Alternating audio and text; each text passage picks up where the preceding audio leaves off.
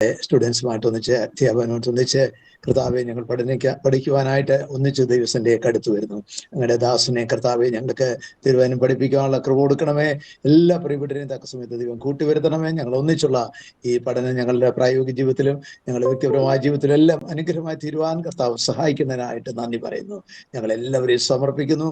ഇന്റർനെറ്റിന് കർത്താവെ നിന്നും യാതൊരു പ്രോബ്ലം കൂടാതെ ഈ ക്ലാസ് തീരുന്നവരെയും കർത്താവിന്റെ വലിയ സാന്നിധ്യം നൽകുന്നതിനായി നന്ദി പറയുന്നു. കരം ഏൽപ്പിക്കുന്നു യേശു ക്രിസ്തുവിന്റെ നാമത്തിന്. ആമേൻ. കർത്താവിന്റെ ധന്യതര നാമത്തിന് സ്തോത്രം ചെയ്യുന്നു. എല്ലാ വിശുദ്ധന്മാർക്കും വീണ്ടും വരുന്നവനായ കർത്താവ് യേശു ക്രിസ്തുവിന്റെ നിസ്തുല്യമായ നാമത്തിൽ എൻ്റെ സ്നേഹവന്ദനങ്ങൾ അറിയിക്കുകയാണ്. യേശുവിൻ്റെ ജീവിതവും ഉപദേശങ്ങളും എന്നുള്ള വിഷയത്തിൽ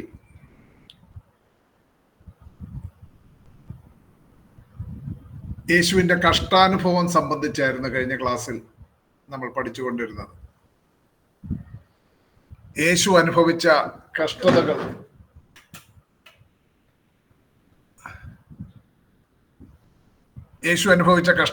ക്രൂശ് മരണവും അനുബന്ധമായ പീഡകളും മാത്രമായിരുന്നില്ല.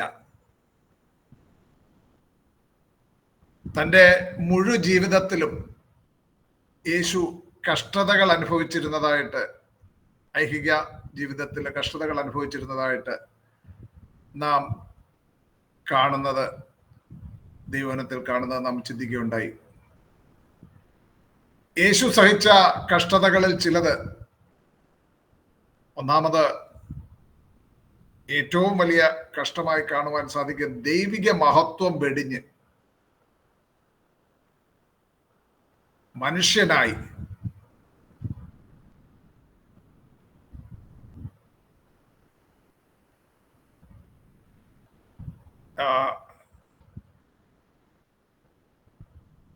സൃഷ്ടാവാകുന്ന ദൈവം തന്റെ സൃഷ്ടിയിൽ ഒന്നായ ഒരു മനുഷ്യനായി ഈ ഭൂമിയിൽ വന്നു.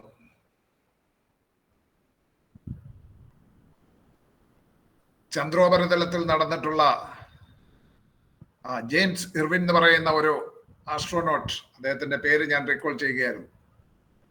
അദ്ദേഹത്തോട് ഒരിക്കൽ ഒരു ഇന്റർവ്യൂവിൽ ഒരാൾ ചോദിച്ചു,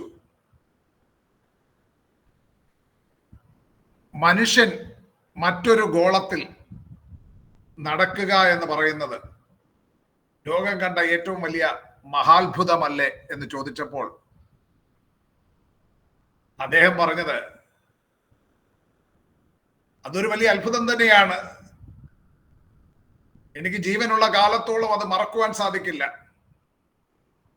എന്നാൽ അതിനേക്കാൾ ഒക്കെ വലിയൊരു അത്ഭുതമാണ് ഈ ഗോളങ്ങളെയും ഈ ഗാലക്സികളെ എല്ലാം സൃഷ്ടിച്ച സൃഷ്ടാവായ സർവശക്തനായ ദൈവം തന്റെ സൃഷ്ടികളിൽ ഒന്നായ ഒരു മനുഷ്യനായി ജഡമെടുത്ത് ഈ ഭൂപ്പരപ്പിൽ നടന്നു എന്ന് പറയുന്നത്, മനുഷ്യൻ ചന്ദ്രനിൽ നടന്നു എന്ന് പറയുന്നതിനേക്കാൾ ഒക്കെ വലിയ ഒരു അത്ഭുതമാണ്. അത് ദൈവിക മഹത്വം വെടിഞ്ഞു. ഒരു ദൈവവചനം പഠിക്കുന്ന ഒരു ദൈവപൈതലിന് കുറച്ചൊക്കെ അത് ആ മനസ്സിൽ കണക്ക് കൂട്ടാവുന്നതാണ്. എത്ര മഹാത്യാഗമാണ് ഒരു മനുഷ്യനായി ജഡമെടുത്തതിലൂടെ ദൈവപുത്രനായ യേശു സഹിച്ചത്. അതായിരുന്നു ഏറ്റവും വലിയ കഷ്ടതകളിൽ ഒന്ന്. രണ്ടാമത്, യേശു ഒരു മനുഷ്യനായി ജീവിച്ച കാലഘട്ടത്തിൽ തന്റെ ഐഹിക ജീവിത കാലത്ത് ഉടനീളമുണ്ടായ കഷ്ടതകൾ നമ്മൾ കഴിഞ്ഞ ക്ലാസ്സിൽ അത് ചിന്തിച്ചതാണ്. മൂന്നാമത്, യേശുവിന്റെ ക്രൂശ് മരണത്തോടനുബന്ധിച്ചുണ്ടായ കഷ്ടങ്ങളാണ്. ക്രൂശ് മരണത്തോടനുബന്ധിച്ചുണ്ടായ കഷ്ടങ്ങൾ കഴിഞ്ഞ ക്ലാസ്സിൽ അത് തന്നെ നമ്മൾ പല സബ് ടൈറ്റിൽസിൽ പഠിച്ചു. ശാരീരിക വേദനയും മരണവും. ഘോരമായ പീഡകളിൽ കൂടെ യേശു കടന്നുപോയി. ക്രൂശിൽ തറയ്ക്കുന്നതിന് മുമ്പ് തന്നെ തന്റെ പുറം ഉഴവുചാല് കണക്ക് കീറപ്പെട്ടു. കൂർത്തമൂർത്ത ചൂണ്ടകൾ പോലെയുള്ള ലോഹ കഷ്ണങ്ങളും അസ്ഥി കഷ്ണങ്ങളുമൊക്കെ ബന്ധിച്ചിട്ടുള്ള നീളമുള്ള ചാട്ടവാർ കൊണ്ട് ശക്തന്മാരായ റോമ പടയാളികൾ യേശുവിനെ അടിച്ച് യേശുവിന്റെ പുറം ഉഴവുചാല് കണക്ക് കീറപ്പെട്ടു. കുരിശിൽ 3 ആണിമേൽ തറച്ച് വേദന സഹിച്ച്, നിന്ന സഹിച്ച്, പരിഹാസം സഹിച്ച് യേശു നമുക്ക് പകരം പ്രായശ്ചിത്തയാഗമായി. അപ്പോൾ ശാരീരിക വേദനയും മരണവും. രണ്ടാമത്, പാപം വഹിച്ചത് നിമിത്തമുള്ള വേദന. 2 കൊരിന്ത്യർ 5:21 പറയുന്നു, പാപം അറിയാത്തവനെ നാം അവനിൽ ദൈവത്തിന്റെ നീതിയാകേണ്ടതിന് അവൻ നമുക്ക് വേണ്ടി പാപമാക്കി. യേശുക്രിസ്തുവിൽ വിശ്വസിക്കുന്നവരായ നമ്മുടെ പാപങ്ങൾക്ക് ക്ഷമയുണ്ടാകേണ്ടതിന്, പാപക്ഷമയുണ്ടാകേണ്ടതിന്, നമ്മെ നീതീകരിക്കേണ്ടതിന് വിശ്വസിച്ചവരായ അല്ലെങ്കിൽ വിശ്വസിക്കുന്നവരായ സകല മനുഷ്യരുടെയും പാപങ്ങളെ യേശു എന്ന പരിശുദ്ധന്റെ മേൽ ചുമത്തി. അത്രയും പാപങ്ങൾ ചെയ്ത ഒരു വ്യക്തി എന്ന പോലെ ക്രൂശിൽ യേശു ശിക്ഷ ഏറ്റുവാങ്ങുകയായിരുന്നു. നമ്മുടെ പാപങ്ങൾ യേശുവിന്റെ മേൽ ചുമത്തി, യേശുവിന്റെ നീതി നമ്മുടെ മേൽ ചുമത്തി, വിശ്വസിക്കുന്നവരുടെ മേൽ ചുമത്തി. അപ്പോൾ പാപം വഹിച്ചത് നിമിത്തമുള്ള വേദന. മൂന്നാമത്, പരിത്യജിക്കൽ നിമിത്തമുള്ള വേദന. താൻ സ്വന്തമായവരെ ഒരു മനുഷ്യൻ എങ്ങനെ സ്നേഹിക്കുവോ, രക്തബന്ധത്തിലുള്ളവരെ എങ്ങനെ സ്നേഹിക്കുവോ, അതുപോലെ തന്റെ ശിഷ്യന്മാരെ സ്നേഹിച്ചിരുന്നു. എന്നാൽ യേശുവിനെ പിടിക്കുവാൻ മഹാപുരോഹിതന്മാരും ജനത്തിന്റെ മൂപ്പന്മാരും അയച്ച ചേവകർ, പടയാളികളൊക്കെ വരുമ്പോൾ ശിഷ്യന്മാർ ഇടറിപ്പോയി.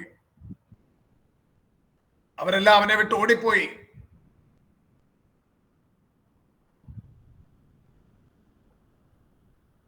ശിഷ്യനായിരുന്ന യൂദാസ് യേശുവിനെ ഒറ്റിക്കൊടുത്തു. 3.5 വർഷം തന്റെ കൂടെ നടന്ന പത്രോസ് തന്നെ തള്ളിപ്പറയുകയും രാഗുകയും ആണയിടുകയും ചെയ്തു.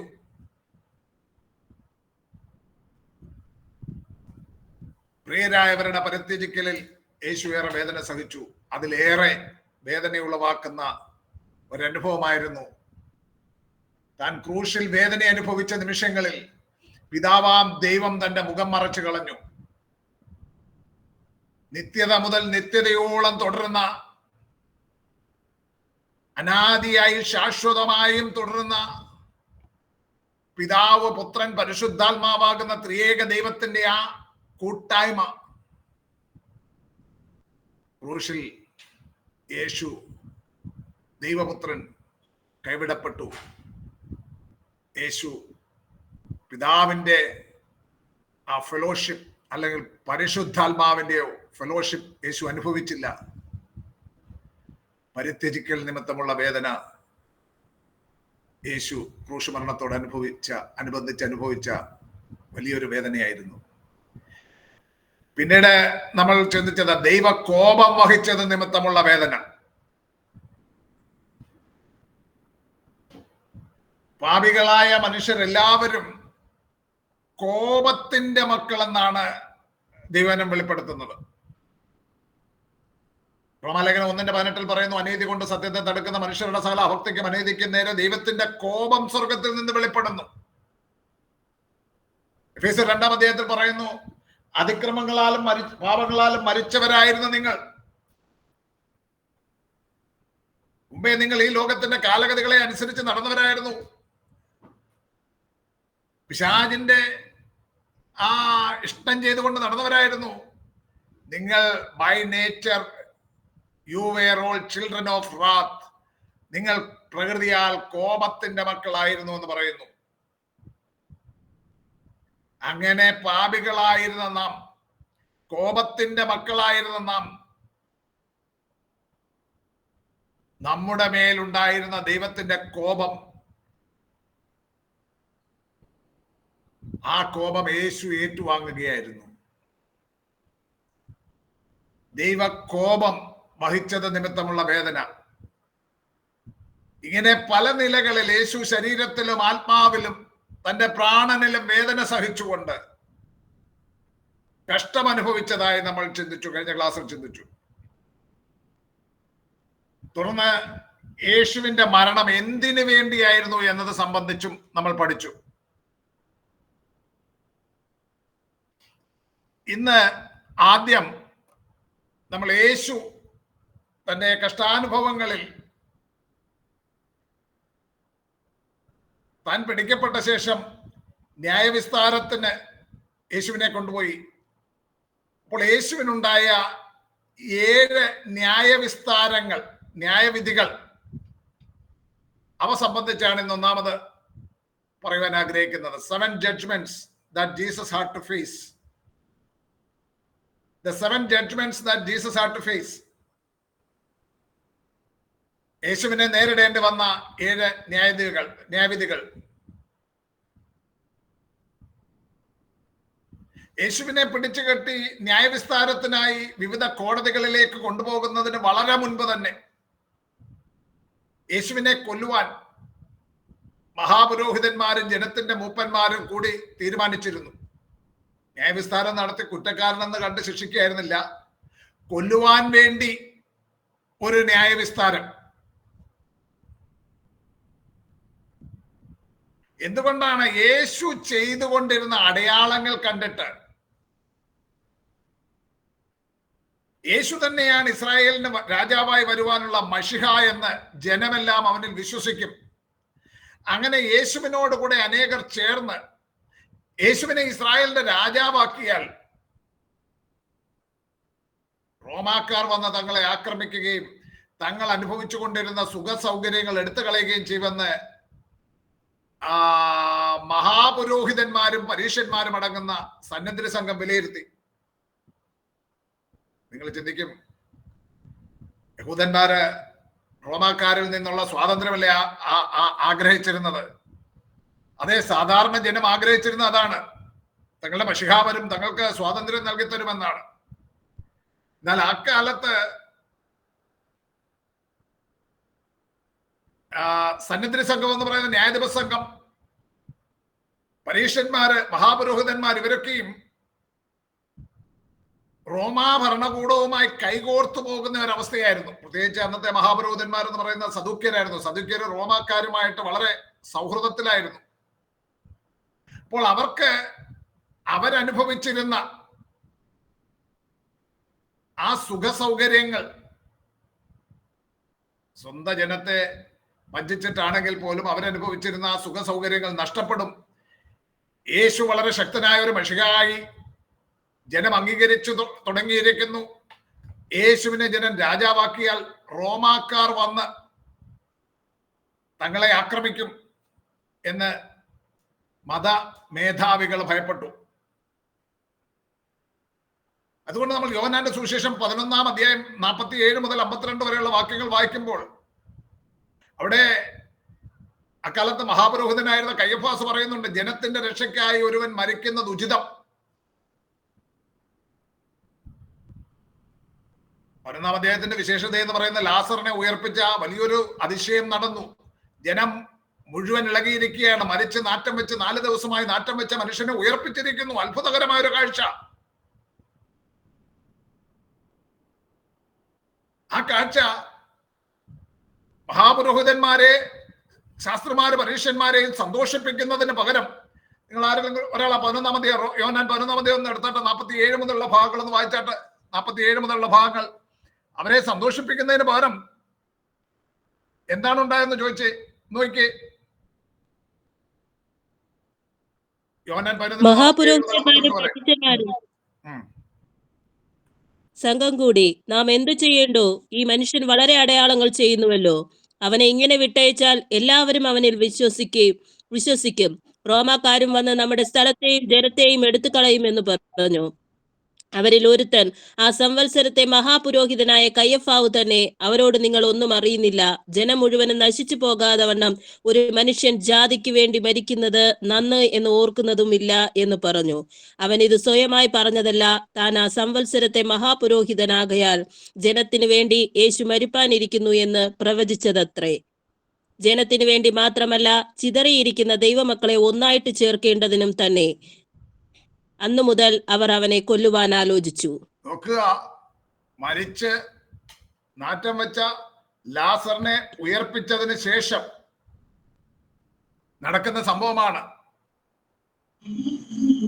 യേശുവിനോടുള്ള അസൂയയും പകയും നിമിത്തം ഏറ്റവും നിന്ദ്യമായ ക്രൂശുമരണം തന്നെ നൽകുവാൻ മഹാപുരോഹിതന്മാരും ജനത്തിന്റെ മൂപ്പന്മാരും ആഗ്രഹിച്ചിരുന്നു. എന്നാൽ മരണശിക്ഷയ്ക്കായി വിധിപ്പാനുള്ള അധികാരം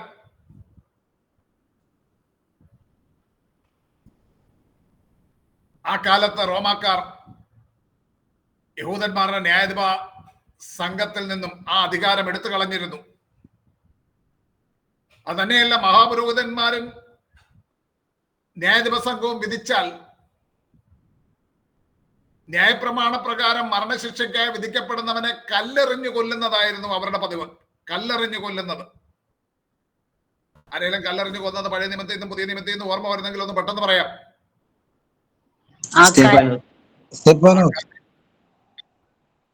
പുതിയ നിയമത്തില് സ്തെഫാനോസ്. അപ്പൊ യഹൂദന്മാരുടെ രീതി എന്ന് പറയുന്നത് കല്ലെറിഞ്ഞു കൊല്ലുകയാണ്. പൗലോസിനെ എറിഞ്ഞതാണ്. അപ്പോൾ യഹൂദന്മാരുടെ ന്യായപ്രമാണ പ്രകാരമുള്ള ക്യാപിറ്റൽ പണിഷ്മെന്റ് എന്ന് പറയുന്നത് കല്ലെറിഞ്ഞു കൊല്ലുക എന്നുള്ളതാണ്. എന്നാൽ ആ കാലത്ത് യഹൂദന്മാരുടെ മതകോടതിക്ക്, സന്നദ്ധ സംഘത്തിനും മരണശിക്ഷ വിധിച്ച് നടപ്പാക്കുവാൻ അധികാരമുണ്ടായിരുന്നില്ല. യോഹന്നാൻ 18:31 പീലാത്തോസ് അവരോട് നിങ്ങൾ അവനെ കൊണ്ടുപോയി നിങ്ങളുടെ ന്യായപ്രമാണ പ്രകാരം വിധിപ്പീൻ എന്ന് പറഞ്ഞതിന് യഹൂദന്മാർ അവനോട് മരണശിക്ഷയ്ക്കുള്ള അധികാരം ഞങ്ങൾക്കില്ലല്ലോ എന്ന് പറഞ്ഞു. നോക്കൂ, രണ്ട് കാര്യങ്ങളാണ് അവിടെ വിരോധാഭാസമായി കാണുന്നത്. അവിടെ വിസ്താരം നടക്കുന്നില്ല. അതിനു മുമ്പേ തന്നെ പറയുക, മരണശിക്ഷയ്ക്കുള്ള അധികാരം ഞങ്ങൾക്കില്ലല്ലോ. ക്യാപിറ്റൽ പണിഷ്മെന്റ്, മരണശിക്ഷയാണ് ഞങ്ങൾ ആഗ്രഹിക്കുന്നത്, അതിനപ്പുറം ഒന്നുമില്ല. വിചാരണയൊക്കെ ആ ചടങ്ങ് അങ്ങ് നടന്നോട്ടെന്നേ ഉള്ളൂ. അവിടെ അവർ പറയുകയാണ്, മരണശിക്ഷ വിധിക്കുവാനുള്ള അധികാരം ഞങ്ങൾക്കില്ലല്ലോ. മുൻകാലങ്ങളിൽ അവര് കല്ലെറിഞ്ഞു കൊല്ലാറുണ്ടായിരുന്നു. ന്യായപ്രമാണ പ്രകാരം കുറ്റം വിധിക്കുന്നവനെ, യോഹന്നാന്റെ സുവിശേഷം 8-ാം അധ്യായത്തിൽ ഒരു സ്ത്രീയെ വ്യഭിചാര കർമ്മത്തിൽ പിടിച്ചു എന്ന് പറഞ്ഞ് കൊണ്ടുവരുമ്പോൾ അവളെ കല്ലെറിയുവാനാണ് കൊണ്ടുവരുന്നത്. അതുകൊണ്ടാണ് കർത്താവ് പറയുന്നത്, നിങ്ങൾ പാപം ചെയ്യാത്തവൻ ആദ്യം കല്ലെറിയട്ടെ. അപ്പോൾ കല്ലെറിഞ്ഞു കൊല്ലുക, അതായിരുന്നു അവരുടെ രീതി. എന്നാൽ യേശുവിന്റെ ഐഹിക ശുശ്രൂഷയുടെ കാലത്ത്,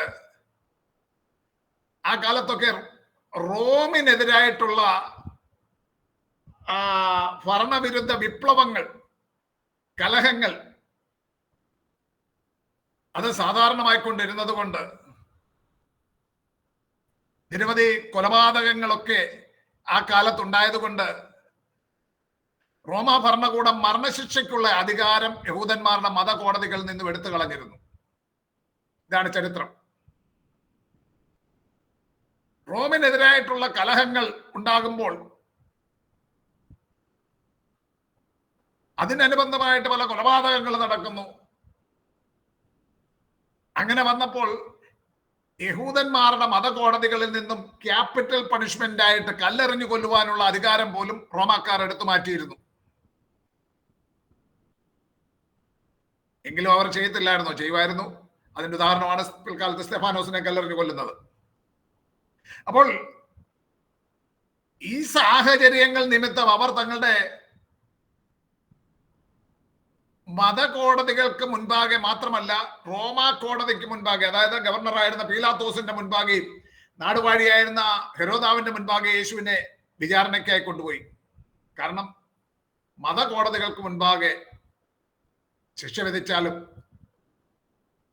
ഒന്ന് ക്രൂസിഫിക്ഷൻ, ക്യാപിറ്റൽ പണിഷ്മെന്റ് ആയിട്ട് കുരിശിൽ തറച്ചു കൊല്ലുവാൻ അവർ ആഗ്രഹിക്കുന്നു. അതവർക്ക് നടക്കില്ല. മരണശിക്ഷ വിധിക്കുവാൻ തന്നെ അവർക്ക് അധികാരമില്ല. അതുകൊണ്ട് അവർ റോമാ ഭരണകൂടത്തിന്റെ റെപ്രസെന്റേറ്റീവ്സ് ആയിട്ട് യഹൂദിയ ദേശത്ത് ഭരണം നടത്തിയിരുന്ന ഗവർണറായിരുന്ന പീലാത്തോസിന്റെ മുൻപാകെയും ഗലീലയിലെ ഭരണാധികാരിയായിരുന്ന ഹെരോദ് അന്തിപ്പാസിന്റെ മുൻപാകെ യേശുവിനെ കൊണ്ടുപോയി.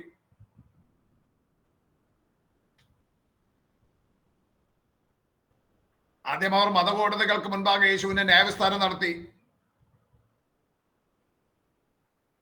കള്ളസാക്ഷികളുടെ സഹായത്തോടെ യേശു ദൈവദൂഷണം പറയുന്നവനാണെന്നും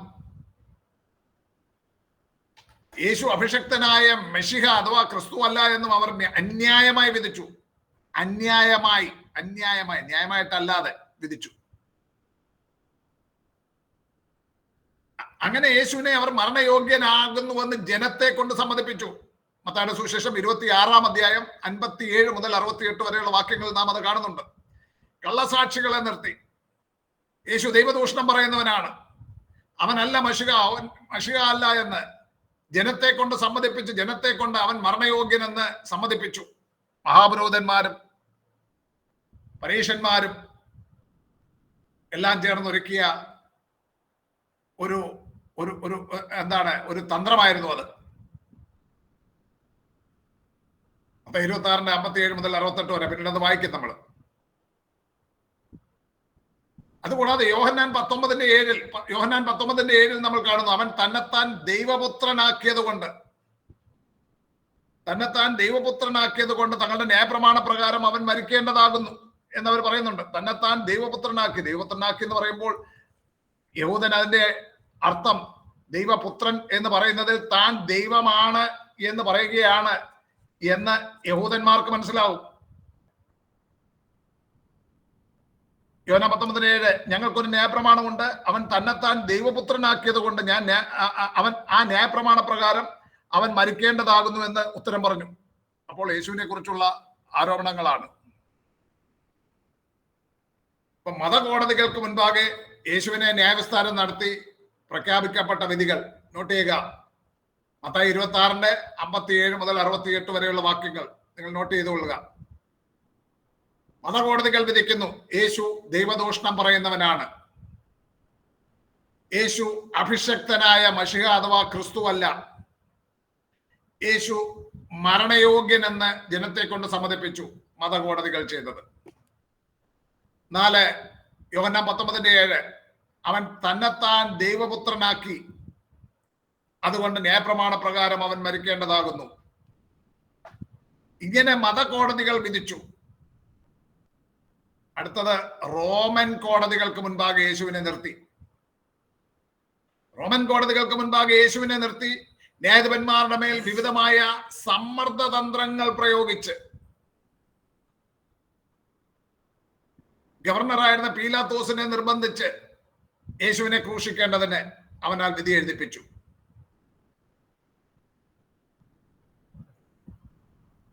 യേശുവിനെ വിചാരണ ചെയ്ത കോടതികൾ ഏതൊക്കെയായിരുന്നു എന്ന് നോക്കാം. 1 മഹാപുരോഹിതനായിരുന്ന ഹന്നാവിന്റെ മുൻപാകെ. റെഫറൻസ് നിങ്ങൾക്ക് അവിടെയുണ്ട്, സ്ക്രീനിൽ കാണാം. മഹാപുരോഹിതനായിരുന്ന ഹന്നാവിന്റെ മുൻപാകെ, ഇംഗ്ലീഷിൽ അന്നാസ് എന്ന് എഴുതിയിരിക്കുന്നു. റോമ കൈസർ ആയിരുന്ന അഗസ്റ്റസ് സീസർ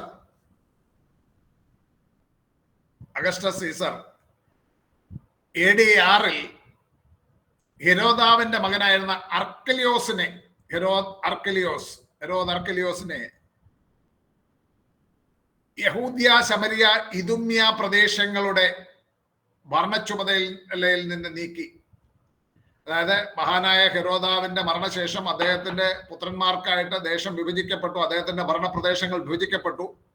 അതിൽ ഹെരോദാവിന്റെ മകനായിരുന്ന ഹെരോദ് അർക്കലിയോസ് ആയിരുന്നു യഹൂദ്യ, ശമരിയ, ഇദുമ്യ പ്രദേശങ്ങളുടെ ഭരണ ചുമതലയിൽ.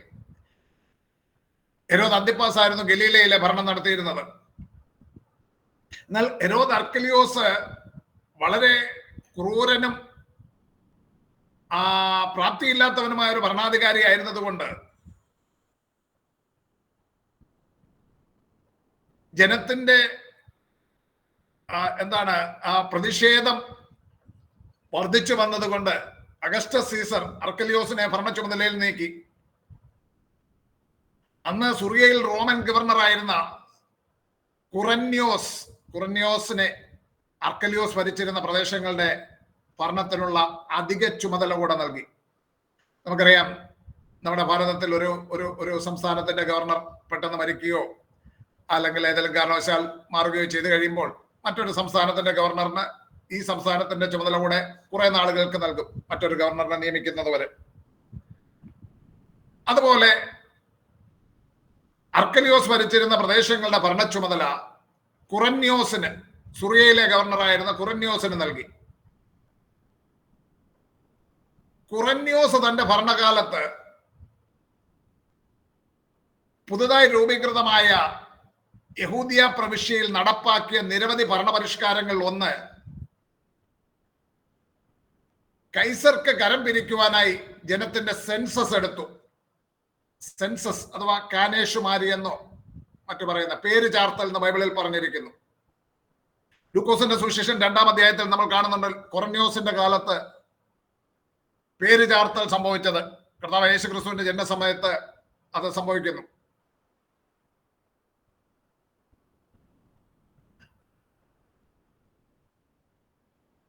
മറ്റൊരു ഭരണപരിഷ്കാരം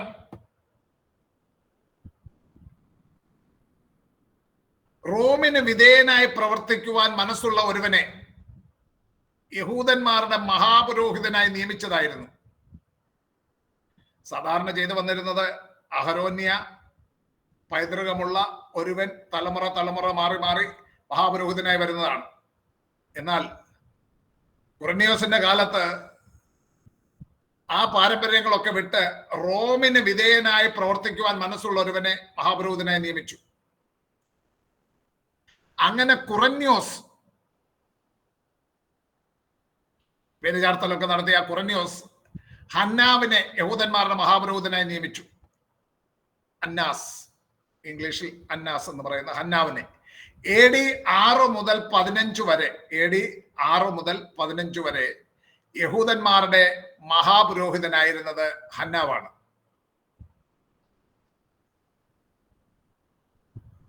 ന്യായപ്രമാണ പ്രകാരം മഹാപുരോഹിതനായിരുന്ന അഭിഷക്തനായ മഹാപുരോഹിതൻ തന്റെ മരണം വരെ തൽസ്ഥാനത്ത് തുടരുന്നതായിരുന്നു യഹൂദന്മാരുടെ ഇടയിലെ പതിവ്. ന്യായപ്രമാണം അതാണ് അനുശാസിച്ചിരുന്നത്. ഇവിടെ ഇപ്പോൾ റോമൻ അധിനിവേശം ഉണ്ടായത് മുതൽ റോമിന്റെ താല്പര്യപ്രകാരം മഹാപുരോഹിതന്മാരെ നീക്കുക, പുതിയ മഹാപുരോഹിതന്മാരെ നിയമിക്കുകയും ചെയ്തു വന്നു. അപ്പോൾ AD 6 മുതൽ 15 വരെ അന്നാവ് മഹാപുരോഹിതനായിരുന്നു.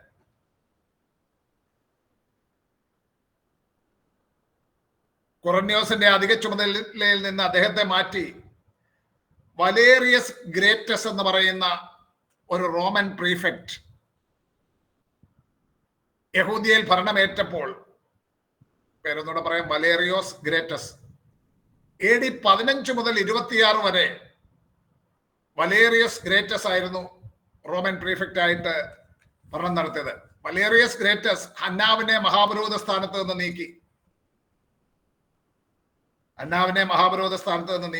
പകരം ആദ്യം ഹന്നാവിന്റെ മകനായ എലയാസറിനെ AD 15 മുതൽ 18 വരെ എലയാസറിനെ മഹാപുരോഹിതനാക്കി. എന്നാൽ AD 18 എലയാസറിനെ നീക്കി ഹന്നാവിന്റെ മരുമകനായ സണ്ണിൻലോ ആയ കയ്യഫാവിനെ മഹാപുരോഹിതനായി നിയമിച്ചു. AD 18 മുതൽ 36 വരെ കയ്യഫാസ് ആയിരുന്നു മഹാപുരോഹിതൻ. ഇതിനിടയില് ഹന്നാവിന്റെ മക്കൾ ചിലരും കൂടെ വന്നിട്ടുണ്ട്. എല്ലാം പേരുകളും പറഞ്ഞ് കൺഫ്യൂസ് ആക്കുന്നില്ല. അപ്പോൾ AD 6 മുതൽ 15 വരെ ഹന്നാവ് മാത്രമായിരുന്നു മഹാപുരോഹിതൻ. വലേറിയസ് ഗ്രേറ്റസ് ഹന്നാവിനെ മാറ്റി ആദ്യം ഹന്നാവിന്റെ മകനായ എലയാസറിനെയും 15 മുതൽ 18 വരെ, തുടർന്ന് 18 മുതൽ 36 വരെ കയ്യഫാസിനെ ആക്കി വെച്ചു.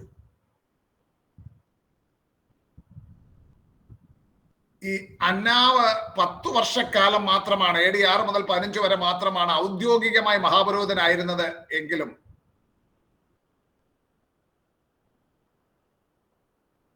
36-ാം വയസ്സിൽ മഹാപുരോഹിത സ്ഥാനത്ത് നിന്ന് അദ്ദേഹത്തെ വലേറിയസ് ഗ്രേറ്റസ് പുറത്താക്കി. എന്നാലും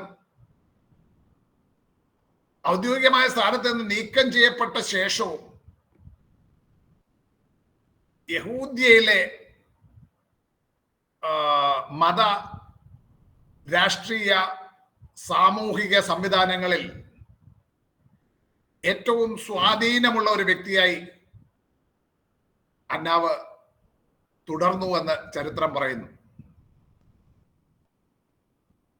വലേറിയസ് ഗ്രേറ്റസിന്റെ പിൻഗാമിയായിരുന്നു പീലാത്തോസ്, പൊന്തിയോസ് പീലാത്തോസ്. പീലാത്തോസിന്റെ കാലത്തും അന്നത്തെ മഹാപുരോഹിതനായിരുന്ന കയ്യഫാവിനൊപ്പം കയ്യഫാവിന്റെ അമ്മായിയപ്പനായ ഹന്നാവിനെയും മഹാപുരോഹിതനായി ജനം അംഗീകരിച്ചിരുന്നു. അതുകൊണ്ട് നിങ്ങൾ ചിലപ്പം പഴയ നിയമം പഠിച്ചിട്ടുള്ള ദൈവത്തിന്റെ ദാസിദാസന്മാർ ചിന്തിക്കും, സാധാരണ ഒരു മഹാപുരോഹിതനാ പറയുന്നത്, പക്ഷെ ബൈബിളിൽ മഹാപുരോഹിതനായ ഹന്നാവ്, മഹാപുരോഹിതനായ കയ്യഫാവ് എന്ന ഒരേ സമയത്ത് 2 പേരെ കാണുന്നുണ്ട്. അതെങ്ങനെയാകുമെന്ന് നിങ്ങൾ ചിന്തിക്കാൻ ഇടയുള്ളത് കൊണ്ടാണ് ഇത്രയും വിവരിച്ചു പറഞ്ഞത്. അപ്പം റോമ ഹന്നാവിനെ മാറ്റിയെങ്കിലും യഹൂദന്മാരുടെ ഹൃദയത്തിൽ ഹന്നാവ് തന്റെ മരണം വരെ മഹാപുരോഹിതനായി തുടർന്നു. അപ്പോൾ തന്നെ കയ്യഫാവ് അധികാരമുള്ള മഹാപുരോഹിതനായി തുടർന്നു. നിങ്ങൾ യോഹന്നാന്റെ സുവിശേഷം 18:13, യോഹന്നാൻ 18:13, അപ്പോസ്തല പ്രവൃത്തി 4:6 ഈ വാക്യങ്ങൾ വായിച്ചാൽ, അപ്പോസ്തല പ്രവൃത്തി 4:6, ആക്ട്സ് 4:6, ജോൺ 18:13, ഒരേ സമയത്ത് ഹന്നാവും കയ്യഫാവും മഹാപുരോഹിതന്മാരായി അവിടെ വാണിരുന്നതായി മനസ്സിലാവും. ഒരു കാര്യം കൂടെ നിങ്ങളുടെ ശ്രദ്ധയിൽപ്പെടുത്തണം. ഹന്നാവും കയ്യഫാവും ഒക്കെ സദൂക്യ സമൂഹത്തിൽ ഉൾപ്പെട്ടവരായിരുന്നു. യോസേഫസിന്റെ ചരിത്രത്തിലും തിരുവഴുത്തിലെ അവരുടെ പ്രവർത്തികളുടെ അടിസ്ഥാനത്തിലും വളരെ വ്യക്തമാകുന്ന ഒരു യാഥാർത്ഥ്യമാണ് ഹന്നാവും കയ്യഫാവും ഒക്കെ സദൂക്യ സമൂഹത്തിൽ ഉൾപ്പെട്ടവരായിരുന്നു എന്നത്. സദൂക്യരുടെ പ്രത്യേകത നിങ്ങൾക്ക് അറിയാമെങ്കിൽ ഒന്ന് പറയാം. സദൂക്യരുടെ പ്രത്യേകത എന്താണ്? ദൂതന്മാരില്ല, പുനരുദ്ധാനമില്ല. അതുപോലെ നമ്മുടെ സീനിയർ മോസ്റ്റ് സ്റ്റുഡന്റ് ആയിരിക്കുന്ന ബയോച്ചാനാണ് ഉത്തരം പറഞ്ഞതെന്ന് ഞാൻ ചിന്തിക്കുന്നു. ശബ്ദം കേട്ട് ഞാൻ റെക്കഗ്നൈസ് ചെയ്തതാണ്, അല്ലെ? ദൂതന്മാരിലും പുനരുദ്ധാനത്തിലും അല്ലെങ്കിൽ മരണാനന്തര ജീവിതത്തിൽ തന്നെ വിശ്വാസമില്ലാത്ത ഒരു സമൂഹമായിരുന്നു സദൂക്യർ. ആ സമൂഹത്തിൽ നിന്നുള്ള 2 വ്യക്തികളായിരുന്നു ഹന്നാവും കയ്യഫാവും. മഹാപുരോഹിതന്മാരായിരുന്ന ഹന്നാവും കയ്യഫാവും എന്ന് പറയുമ്പോൾ വളരെ ഒരു വിരോധാഭാസമായി തോന്നുന്നു. പോകാൻ മുന്നോട്ട്. യോഹന്നാൻ എഴുതിയ സുവിശേഷം 18-ാം അധ്യായം 12 മുതൽ വായിക്കുമ്പോൾ, യോഹന്നാൻ 18:12 മുതൽ വായിക്കുമ്പോൾ, പട്ടാളവും സഹസ്രാധിപനും യഹൂദന്മാരുടെ ചേവകരും യേശുവിനെ പിടിച്ചുകെട്ടി ഒന്നാമത് ഹന്നാവിന്റെ അടുക്കൽ കൊണ്ടുപോയി എന്ന് കാണുന്നു. ഒന്നാമത് അവര് ഹന്നാവിന്റെ അടുക്കൽ കൊണ്ടുപോയി. ഹന്നാവ് യേശുവിനെ വിചാരണ ചെയ്യവേ ചേവകരിൽ ഒരുവൻ പ്രകോപിതനായി. ചേവകരും പടയാളികളും തമ്മിലുള്ള വ്യത്യാസം അറിയാവോ?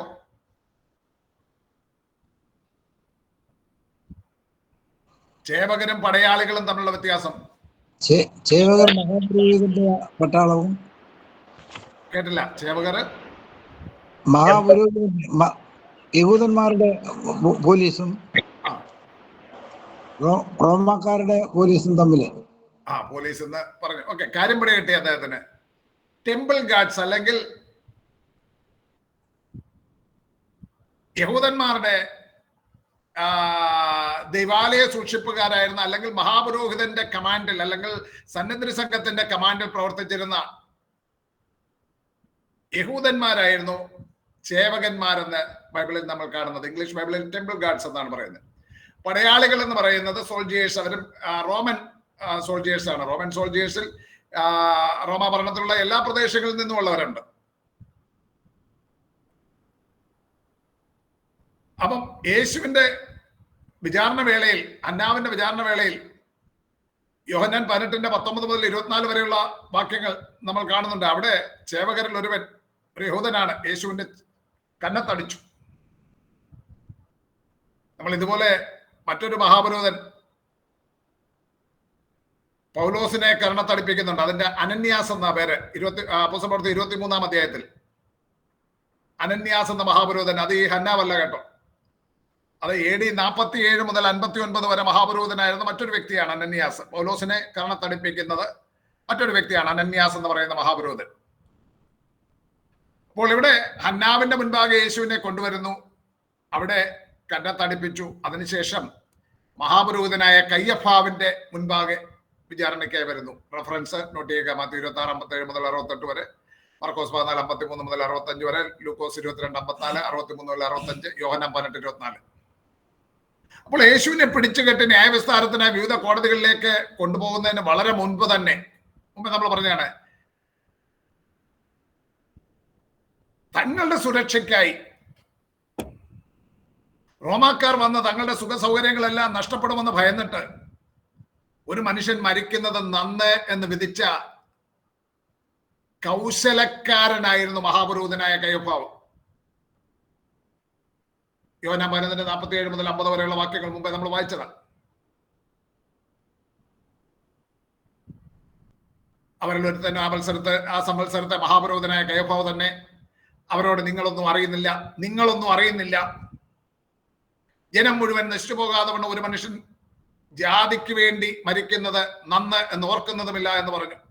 അങ്ങനെ ആ പ്രസ്താവന ശ്രദ്ധിക്കണം. നിങ്ങളൊന്നും അറിയുന്നില്ല, ജനം മുഴുവൻ നശിച്ചു പോകാതെ വണ്ണം ഒരു മനുഷ്യൻ ജാതിക്ക് വേണ്ടി മരിക്കും നന്ന് എന്ന് ഓർക്കുന്നതുമില്ല എന്ന് പറഞ്ഞാൽ, ഇങ്ങനെ ഞാനിപ്പോ നിങ്ങളോട് പറയാം നിങ്ങളൊന്നും അറിയുന്നില്ല എന്ന് കൂടെ പറഞ്ഞുകൊണ്ടിരുന്ന അതിന്റെ അർത്ഥം എന്താണ്? ഞാൻ മാത്രം ജ്ഞാനി. ഇതൊരു സദൂക്യ ശൈലിയായിരുന്നു. അതാ ഞാൻ പറഞ്ഞത്, തന്റെ ശൈലി കൊണ്ടും പ്രവർത്തനം കൊണ്ടും താൻ ഒരു സദൂക്യനാണെന്ന് വെളിപ്പെടുത്തുന്ന വ്യക്തിയും കൂടെയായിരുന്നു കയ്യഫാവ്. നിങ്ങളൊന്നും അറിയുന്നില്ല, ജനം മുഴുവൻ നശിച്ചു പോകാതെ വണ്ണം ഒരു മനുഷ്യൻ ജാതിക്ക് വേണ്ടി മരിക്കും നന്നെന്ന് ഓർക്കുന്നതുമില്ല. ജനം മുഴുവൻ ഇവിടെ എന്താണ്? ഒരുവനെ മരിച്ച് നാറ്റം വെച്ച് 4 ദിവസം ഒരുത്തനെ ഉയർപ്പിച്ചത് കണ്ട് ഇങ്ങനെ ഇത് തന്നെയാണ് വരുവാനുള്ള മഷിക എന്ന് കണ്ടു അനേകർ വിശ്വസിച്ചിരിക്കുമ്പം ചില ഒറ്റുകാര് പോയി അങ്ങോട്ട് ന്യൂസ് കൊടുത്തിട്ട് അത് കേട്ടിട്ട് പറയുന്ന ഡയലോഗുകളാണിത്. അപ്പൊ താൻ മാത്രം ജ്ഞാനിയാകുന്നു എന്ന പോലെ സംസാരിക്കുന്ന സദൂക്യരുടെ ഗർവം നിറഞ്ഞ ഭാഷാശൈലിയായിരുന്നു കയ്യഫാവിന്റെ ഈ വാക്കുകളിൽ കാണുന്നത്.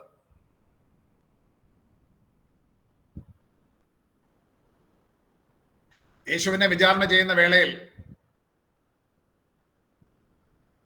യേശുവിന് വിരോധമായി കള്ളസാക്ഷികളെ നിർത്തിയത് വഴി കയ്യഫാവ് മോശയുടെ ന്യായപ്രമാണം ലംഘിച്ചു.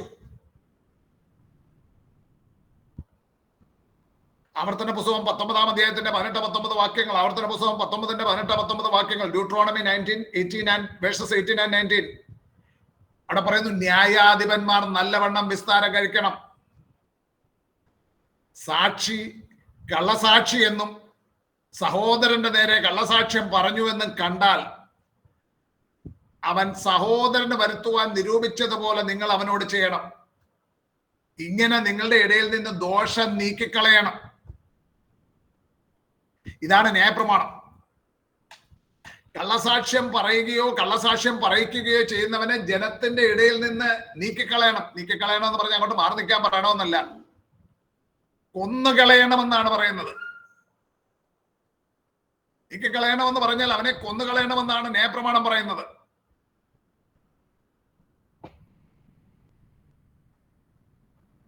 ഇവിടേക്ക് വരിക. കയ്യഫാവിന്റെ മുൻപാകെ യേശു. മത്തായിയുടെ സുവിശേഷം 26-ാം അധ്യായത്തിന്റെ 59 മുതൽ 61 വരെയുള്ള വാക്യങ്ങൾ ഒന്ന് വായിച്ചേ. 26-ന്റെ 59 മുതൽ 61 വരെ.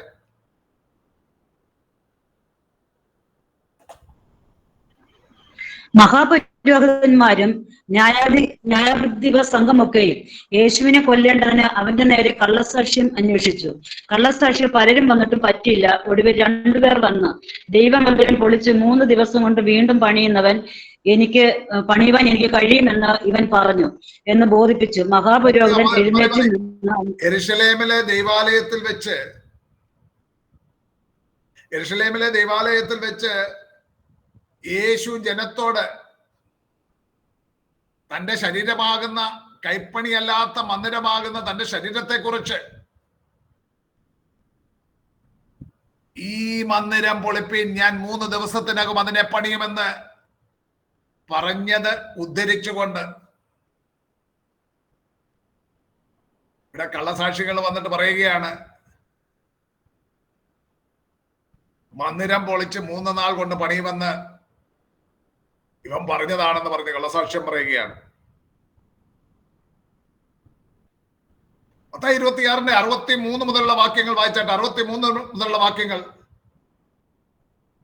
മത്തായി 26 മഹാപുരോഹിതൻ പിന്നെയും അവനോട്, നീ ദൈവപുത്രനായ ക്രിസ്തു തന്നെയോ പറക എന്ന് ഞാൻ ജീവനുള്ള ദൈവത്തെ കൊണ്ട് നിന്നോട് ആണയിട്ട് ചോദിക്കുന്നു എന്ന് പറഞ്ഞു.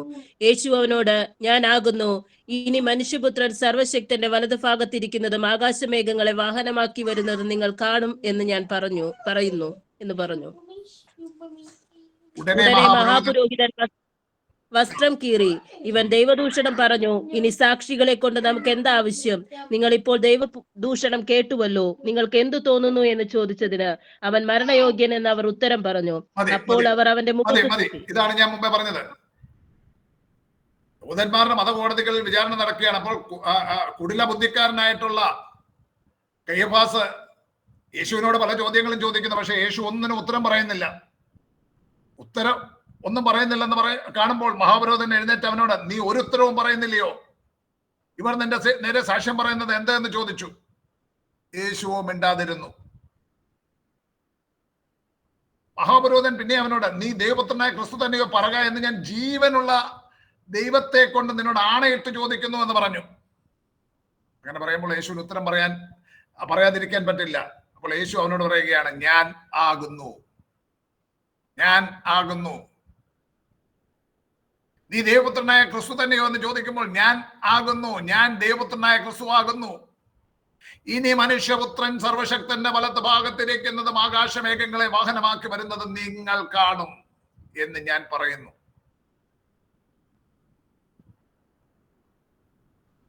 യേശു വളരെ സ്പഷ്ടമായി പ്രവചന ഭാഗങ്ങൾ ഉദ്ധരിച്ചുകൊണ്ട് സംസാരിക്കുമ്പോൾ യഹൂദന്മാർക്ക് ബാല്യം മുതൽ ന്യായപ്രമാണം അഭ്യസിക്കുന്നവര്, പ്രവചനങ്ങൾ വായിക്കുന്നവര്, അവർക്ക് മനസ്സിലാകും യേശു എന്താണ് പറയുന്നതെന്ന്. ആകാശമേഘങ്ങളെ വാഹനമാക്കി വരുന്നത് നിങ്ങൾ കാണുമെന്ന് ഞാൻ പറയുന്നു എന്ന് പറഞ്ഞപ്പോൾ 110-ാം സങ്കീർത്തനത്തിന്റെ 1-ാം വാക്യം അവരുടെ മനസ്സിലേക്ക് വരികയാണ്. 110-ാം സങ്കീർത്തനത്തിന്റെ 1-ാം വാക്യം. അവിടെ ആകാശമേഘങ്ങളെ വാഹനമാക്കി വരുന്ന ആ സംഭവം പറഞ്ഞിരിക്കുന്നത് യേശു ഉദ്ധരിക്കുകയാണ്. ആരാണ് ആകാശമേഘങ്ങളെ വാഹനമാക്കി വരുന്നത്? 110-ാം സങ്കീർത്തനം. യഹോവ എന്റെ കർത്താവിനോട് അരുളി ചെയ്യുന്നത്, ഞാൻ നിന്റെ ശത്രുക്കളെ നിന്റെ പാദപീഠത്തും ആക്കുവോളം നീ എന്റെ വലത്തുഭാഗത്തിരിക്കുക. അവിടെ ദാനിയേൽ പ്രവാചകന്റെ പുസ്തകം 7:13 ദാനിയേലിന്റെ 7:13 അവിടെ നമ്മൾ കാണുന്നുണ്ട്. ദാനിയേൽ 7:13 അവിടെ മനുഷ്യപുത്രനോട് സദൃശനായ ഒരുവൻ, വയോധികനല്ല, ഏൻഷ്യന്റ് ഓഫ് ഡേയ്സ് എന്നാണ് അവിടെ വായിക്കേണ്ടത്. പുരാതനനായവന്റെ മുന്നിലേക്ക് അവിടേക്ക് വരുന്നൊരു കാഴ്ച അവിടെ ദാനിയേൽ കാണുന്നുണ്ട്. രാത്രി ദർശനങ്ങളിൽ മനുഷ്യപുത്രനോട് സദൃശനായ ഒരുത്തൻ ആകാശമേഘങ്ങളോടെ വരുന്നത് കണ്ടു. അവൻ പുരാതനനായവന്റെ അടുക്കൽ ചെന്നു. താഴോട്ട് പറയുമ്പോൾ സകല വംശങ്ങളും ജാതികളും ഭാഷക്കാരും അവനെ സേവിക്കേണ്ടവന് അവൻ ആധിപത്യവും മഹത്വവും രാജ്യത്വവും ലഭിച്ചു. അവന്റെ ആധിപത്യം നീങ്ങിപ്പോകാത്ത നിത്യാധിപത്യവും അവന്റെ രാജ്യത്വം നശിച്ചുപോകാത്തതുമാകുന്നു. ഇത് മശിഹയെ പറ്റി, ദൈവരാജ്യ സ്ഥാപനത്തെ പറ്റി പറയുന്നതാണ്. ആകാശമേഘങ്ങളെ വാഹനമാക്കി വരുന്നു എന്ന് പറയുമ്പോൾ ദാനിയേൽ പ്രവാചകനിലൂടെ യഹോവ അരുളി ചെയ്തിട്ടുള്ള പ്രവചനത്തിന്റെ നിവർത്തിയാകുന്നു താനെന്ന് യേശു പറയുകയാണ്. 110-ാം സങ്കീർത്തനത്തിന്റെ 1-ാം വാക്യത്തിൽ പറയുന്നു, ഞാൻ നിന്റെ ശത്രുക്കളെ പാദപീഠമാക്കുവോളം നീ എന്റെ വലത്തുഭാഗത്തിരിക്കാം. സർവശക്തന്റെ വലത്തുഭാഗത്തിരിക്കുന്നത് കാണുമെന്ന് പറയുമ്പോൾ മശിഹയുടെ ഭരണം അതാണ് അവിടെ സൂചിപ്പിക്കുന്നത്. 110-ാം സങ്കീർത്തനത്തിന്റെ 1-ാം വാക്യവും ദാനിയേൽ പ്രവാചകന്റെ പുസ്തകം 7:13 മുതലുള്ള വാക്യങ്ങളും ഉദ്ധരിച്ചുകൊണ്ട്, അല്ലെങ്കിൽ അന്ന് വാക്യമൊന്നും തിരിച്ചിട്ടില്ല, ആ പ്രവചന ഭാഗങ്ങൾ അത് കോട്ട് ചെയ്തുകൊണ്ട് യേശു സംസാരിക്കുമ്പോൾ യഹൂദന്മാർക്ക് ന്യായപ്രമാണവും പ്രവചന പുസ്തകങ്ങളും ഒക്കെ പഠിച്ച യഹൂദന്മാർക്ക് വളരെ വ്യക്തമാകും. ആ പ്രവചനങ്ങളുടെ നിവൃത്തിയാണ് താൻ തന്നെയാണ് മശിഹ. താൻ തന്നെ നിത്യരാജാവായിരുന്ന് ദൈവരാജ്യം സ്ഥാപിച്ച് ഭരണം നടത്തുമെന്നാണ് യേശു പറയുന്നത്. കയ്യഫാവ് യേശുവിനോട് ചോദിക്കുക, ഈ ദൈവപുത്രനായ ക്രിസ്തു തന്നെ എന്ന് ചോദിക്കുമ്പോൾ യേശു അവനോട്, അതേ ഞാനാകുന്നു, ഞാൻ ദൈവപുത്രനായ ക്രിസ്തു തന്നെ എന്ന് അസന്നിഗ്ധമായി പ്രഖ്യാപിക്കുകയാണ്. ഇത് ഇത്രയും കേട്ടപ്പോഴത്തേക്ക് കയ്യഫാസ് പറയുന്നത്, ഓ ഇവൻ ദൈവദൂഷണം പറഞ്ഞു, വിധി പ്രസ്താവനമാണ്, ദൈവദൂഷണം പറഞ്ഞു. എന്നിട്ട് ജനത്തോട് ചോദിക്കുക, നിങ്ങൾക്ക് എന്ത് തോന്നുന്നു? ജനം പറയുന്നു, അവൻ മരണയോഗ്യൻ. തുറന്ന് നടക്കുന്നത് നമുക്ക് മത്തായിയുടെ സുവിശേഷത്തിൽ നമ്മൾ കാണുന്നു. അവർ യേശുവിന്റെ മുഖത്ത് തുപ്പി, അവനെ മുഷ്ടി ചുരുട്ടി കുത്തി. ചിലർ അവനെ കന്നത്തടിച്ചു. ഹേ ക്രിസ്തുവേ, നിന്നെ തല്ലിയത് ആരെന്ന് ഞങ്ങളോട് പ്രവചിക്കാന്ന് പറഞ്ഞു. യേശുവിനെ പരിഹസിച്ചു. എന്നാൽ അതും മിശിഹായ്ക്ക് സംബന്ധിച്ച കഷ്ടാനുഭവങ്ങൾ സംബന്ധിച്ച് യെശയ്യാ പ്രവാചകനിലൂടെ മുന്നമേ ദൈവം അരുളി ചെയ്തിരുന്നത്. യെശയ്യാ 50:6 വാക്യം, യെശയ്യാ 50:6 വാക്യത്തിൽ നാം അത് വായിക്കുന്നു. ആ പ്രവചനങ്ങളുടെ നിവൃത്തിയായിരുന്നു. ഞാൻ ദൈവപുത്രനായ ക്രിസ്തു തന്നെ എന്ന് യേശു അസന്നിഗ്ധമായി പ്രഖ്യാപിക്കുമ്പോൾ മഹാപുരോഹിതൻ വസ്ത്രം കീറി എന്ന് നാം അവിടെ വായിക്കുന്നു. മഹാപുരോഹിതൻ തന്റെ വസ്ത്രം കീറി എന്ന പ്രവൃത്തിയിലൂടെ കയ്യഫാവ് മോശയുടെ ആ ന്യായപ്രമാണം വീണ്ടും ലംഘിക്കുകയായിരുന്നു. ലേവ്യ പുസ്തകം 21:10 വാക്യം ഒന്ന് വായിച്ച. ലേവ്യ 21:10.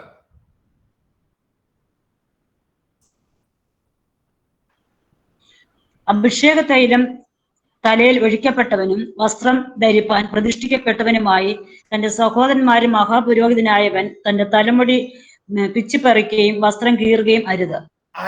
കൽപ്പനയാണത്. അപ്പോൾ ന്യായപ്രമാണത്തിന്റെ ലംഘനമാണ് തലമുടി പിച്ചിപ്പറിക്കുകയും വസ്ത്രം കീറുകയും ചെയ്യുക എന്ന് പറയുമ്പോൾ, വസ്ത്രം കീറിയതിലൂടെ കയ്യഫാവ് ന്യായപ്രമാണത്തിന്റെ ലംഘനമാണ് നടത്തിയത്. കള്ളസാക്ഷികളെ നിർത്തിയത്, കല്ലെറിഞ്ഞ് കൊല്ലുവാൻ തക്കവണ്ണം വലിയൊരു പാപമാണ്. അതുകൂടാതെ അഭിഷേകത്തിന്റെ അടയാളമായിട്ടുള്ള മഹാപുരോഹിതന്റെ വസ്ത്രം കീറിയത് ന്യായപ്രമാണത്തിന്റെ ലംഘനമാണ്. കയ്യഫാവിന്റെ മുൻപാകെ യേശുവിനെ വിചാരണ നടത്തി. യേശു ദൈവദൂഷണം പറയുന്നുവെന്ന് പറഞ്ഞ് യേശുവിന് വിരോധമായി ജനത്തിനെ ഇളക്കുവാൻ കയ്യഫാവിന് സാധിച്ചു. അവിടെ യേശു ഉപദ്രവങ്ങൾ ഏറ്റുവാങ്ങി. തുറന്ന് യേശുവിനെ സന്നദ്ധി സംഘത്തിന്റെ മുൻപാകെ അവർ പ്രസന്റ് ചെയ്യുന്നു. സന്നദ്ധി സംഘം, മലയാളം ബൈബിളിൽ ന്യായാധിപ സംഘം എന്ന് പറഞ്ഞിരിക്കുന്നത് സന്നദ്ധി സംഘമാണ്. മത്തായി 27:1, മർക്കോസ് 15:1, ലൂക്കോസ് 22:66 മുതൽ 71 വരെ. മത്തായിയുടെ സുവിശേഷം 22:1 പറയുന്ന, പുലർച്ചയ്ക്ക് മഹാപുരോഹിതന്മാരും ജനത്തിന്റെ മൂപ്പന്മാരെല്ലാം യേശുവിനെ കൊല്ലുവാൻ കൂടി വിചാരിച്ചു. മഹാപുരോഹിതന്മാരും ജനത്തിന്റെ മൂപ്പന്മാരും എന്ന് പറഞ്ഞിരിക്കുന്നത് അതാണ്, ന്യായാധിപ സംഘമാണ്, സന്നദ്ധി സംഘമാണ്. മർക്കോസ് 15:1 പറയുന്നു, ഉടനെ അധികാലത്ത് തന്നെ മഹാപുരോഹിതന്മാരും മൂപ്പന്മാരും ശാസ്ത്രിമാരുമായ ന്യായാധിപ സംഘം ഒക്കെയും കൂടി ആലോചിച്ചു. സന്നദ്ധി സംഘം കൂടി ആലോചിച്ച് യേശുവിനെ കെട്ടിക്കൊണ്ടുപോയി പിലാത്തോസിനെ ഏൽപ്പിച്ചു. ലൂക്കോസ് 22:66 മുതൽ 71 വരെയുള്ള വാക്യങ്ങൾ, ലൂക്കോസ് 22:66 മുതൽ 71 വരെയുള്ള വാക്യങ്ങൾ, നേരം വെളുത്തപ്പോൾ ജനത്തിന്റെ മൂപ്പന്മാരും മഹാപുരോഹിതന്മാരും ശാസ്ത്രിമാരും വന്നുകൂടി അവനെ ന്യായാധിപ സംഘത്തിൽ വരുത്തി. നീ ക്രിസ്തുവെങ്കിൽ ഞങ്ങളോട് പറക എന്ന് പറഞ്ഞു. അവൻ അവരോട്, ഞാൻ നിങ്ങളോട് പറഞ്ഞാൽ നിങ്ങൾ വിശ്വസിക്കുകയില്ല, ഞാൻ ചോദിച്ചാൽ ഉത്തരം പറയുകയുമില്ല. എന്നാൽ ഇന്നു മുതൽ മനുഷ്യപുത്രൻ ദൈവശക്തിയുടെ വലത്തുഭാഗത്തിരിക്കും എന്ന് ഉത്തരം പറഞ്ഞു. എന്നാൽ നീ ദൈവപുത്രൻ തന്നെയോ എന്ന് എല്ലാവരും ചോദിച്ചേന്, നിങ്ങൾ പറയുന്നത് ശരി, ഞാൻ ആകുന്നു എന്നവൻ ഉത്തരം പറഞ്ഞു. അപ്പോൾ അവർ ഇനി സാക്ഷ്യം കൊണ്ട് നമുക്ക് എന്താവശ്യം, നാം തന്നെ അവന്റെ വാമൊഴി കേട്ടുവല്ലോ എന്ന് പറഞ്ഞു. അവന്റെ വാമൊഴി കേട്ടുവല്ലോ എന്ന് പറഞ്ഞു. കയ്യഫാവിന്റെ മുൻപാകെ നടന്ന വിചാരണയുടെ തുടർച്ചയായിട്ട് യേശുവിനെ സന്നദ്ധി സംഘത്തിന് മുൻപാകെ വിചാരണയ്ക്ക് കൊണ്ടുവന്നതാണ് ഈ പറഞ്ഞ വചനഭാഗങ്ങളിൽ കാണുന്നത്. മഹാപുരോഹിതൻ അധ്യക്ഷനായി 71 മഹാപുരോഹിതനെ കൂടാതെ 70 പേരും കൂടെ ഉള്ള 71 അംഗ ന്യായാധിപ സംഘമാണ് സന്നദ്ധം എന്ന് പറയുന്നത്. 71 അംഗ ന്യായാധിപ സംഘം. യെരുശലേമിലെ സന്നദ്ധമാണ് 71 അംഗങ്ങൾ. സന്നദ്ധ സംഘത്തിന് രാത്രിയിൽ കൂടി വന്ന വിചാരണ നടത്തുവാൻ യഹൂദന്മാരുടെ നിയമം അനുവദിച്ചിരുന്നില്ല. അതുകൊണ്ട് അധികാലത്ത് തന്നെ മഹാപുരോഹിതന്മാരും മൂപ്പന്മാരും ശാസ്ത്രിമാരുമായി ന്യായാധിപ സംഘമൊക്കെയും, അതായത് സന്നദ്ധ സംഘം കൂടിയാലോചിച്ചു.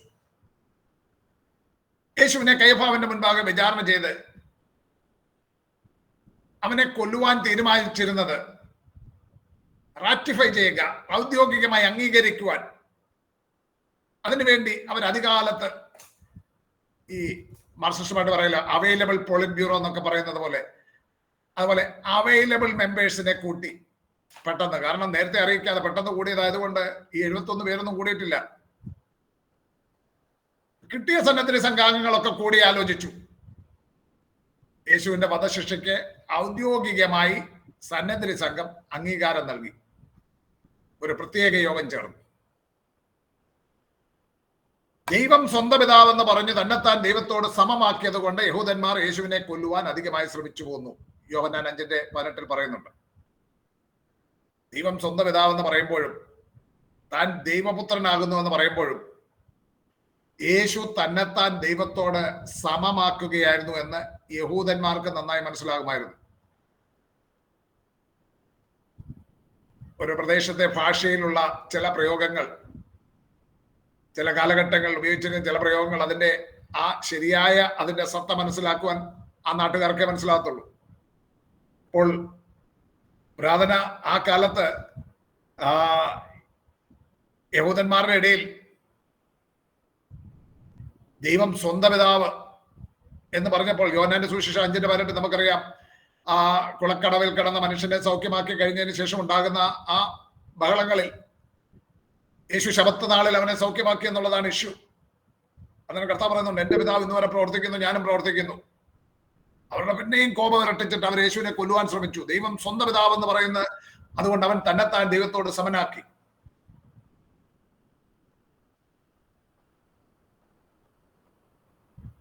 അതുപോലെ തന്നെയാണ് നീ ദൈവപുത്രനാണോ എന്ന് ചോദിക്കുമ്പോൾ, കയഫാസ് ചോദിക്കുമ്പോൾ അതേ ഞാൻ ആകുന്നു എന്ന് പറയുമ്പോഴും ദൈവത്തോട് സമനാക്കി. അവൻ ദൈവദൂഷണം പറയുന്നു.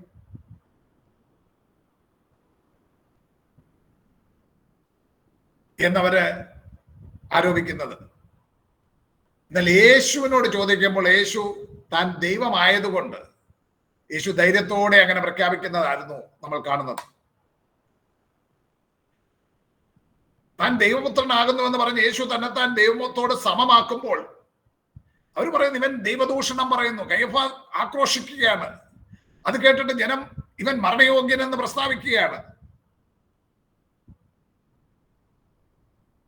ഈ ദൈവപുത്രൻ തന്നെയോ എന്ന് കയ്യഫാവും ന്യായാധിപ സംഘം എല്ലാവരും ചോദിച്ചതിന് നിങ്ങൾ പറയുന്നത് ശരി, ഞാൻ ആകുന്നു എന്ന് യേശു പറയുന്നു. നിങ്ങൾ പറയുന്നത് ശരി, ഞാൻ ആകുന്നു.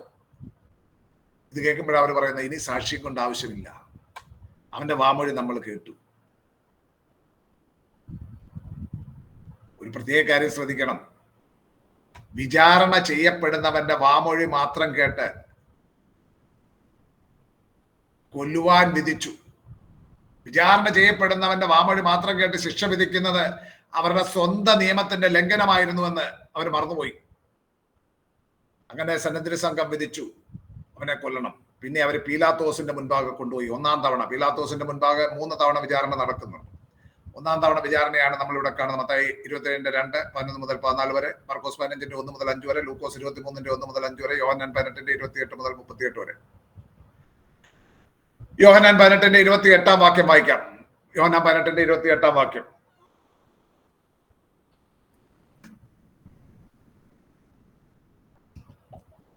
പുലർച്ചയ്ക്ക് അവർ യേശുവിനെ കയ്യഫാവിന്റെ അടുക്കൽ നിന്ന് ആസ്ഥാനത്തിലേക്ക് കൊണ്ടുപോയി. തങ്ങൾ അശുദ്ധമാകാതെ പെസഹ കഴിപ്പാൻ തക്കവണ്ണം ആസ്ഥാനത്തിൽ കടന്നില്ല. പീലാത്തോസ് അവരുടെ അടുക്കൽ പുറത്തു വന്ന് ഈ മനുഷ്യന്റെ നേരെ എന്ത് കുറ്റം ബോധിപ്പിക്കുന്നു എന്ന് പീലാത്തോസിന്റെ ആസ്ഥാനത്തെങ്കിലേക്ക് അവർ കയ്യഫാവിന്റെ വീട്ടിൽ സന്നദ്ധ സംഘം കൂടി. അതിനുശേഷം പുലർച്ചയ്ക്ക് അവർ യേശുവിനെ പീലാത്തോസിന്റെ അടുക്കലേക്ക് കൊണ്ടുപോവുകയാണ്. എന്നാൽ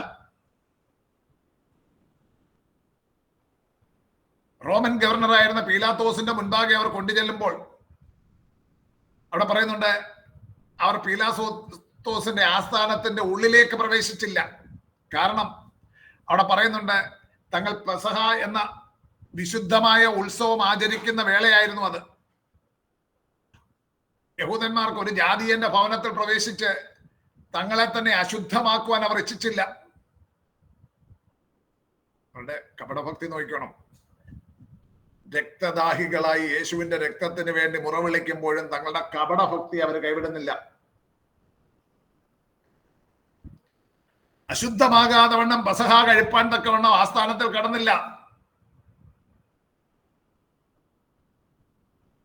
സാക്ഷാൽ പെസഹ കുഞ്ഞാടായവനെ കൊല്ലുവാൻ വേണ്ടി അവര് കൂട്ടം കൂടി തന്ത്രം മെനഞ്ഞ് നടക്കുമ്പോഴും അവരുടെ കപടഭക്തി. അടുത്ത ദിവസം പെസഹ ആയിരുന്നു എന്നല്ല പറയുന്നത്. കാരണം നമുക്കറിയാം, യേശു തന്റെ ശിഷ്യന്മാരുമായിട്ട് പെസഹ ആചരിച്ച ശേഷമാണ് ഈ സംഭവങ്ങളെല്ലാം നടക്കുന്നത്. അതായത് പെസഹ ഉത്സവം എന്ന് പറയുന്നത് 1-ാം മാസമായ നീസാൻ മാസം 14-ാം തീയതി വൈകിട്ടാണ് അവർ പെസഹ ആചരിക്കുന്നത്. 1-ാം മാസം ആയ നീസാൻ മാസം 14-ാം തീയതി പെസഹ ആചരിക്കുന്നത്. അന്ന് മുതൽ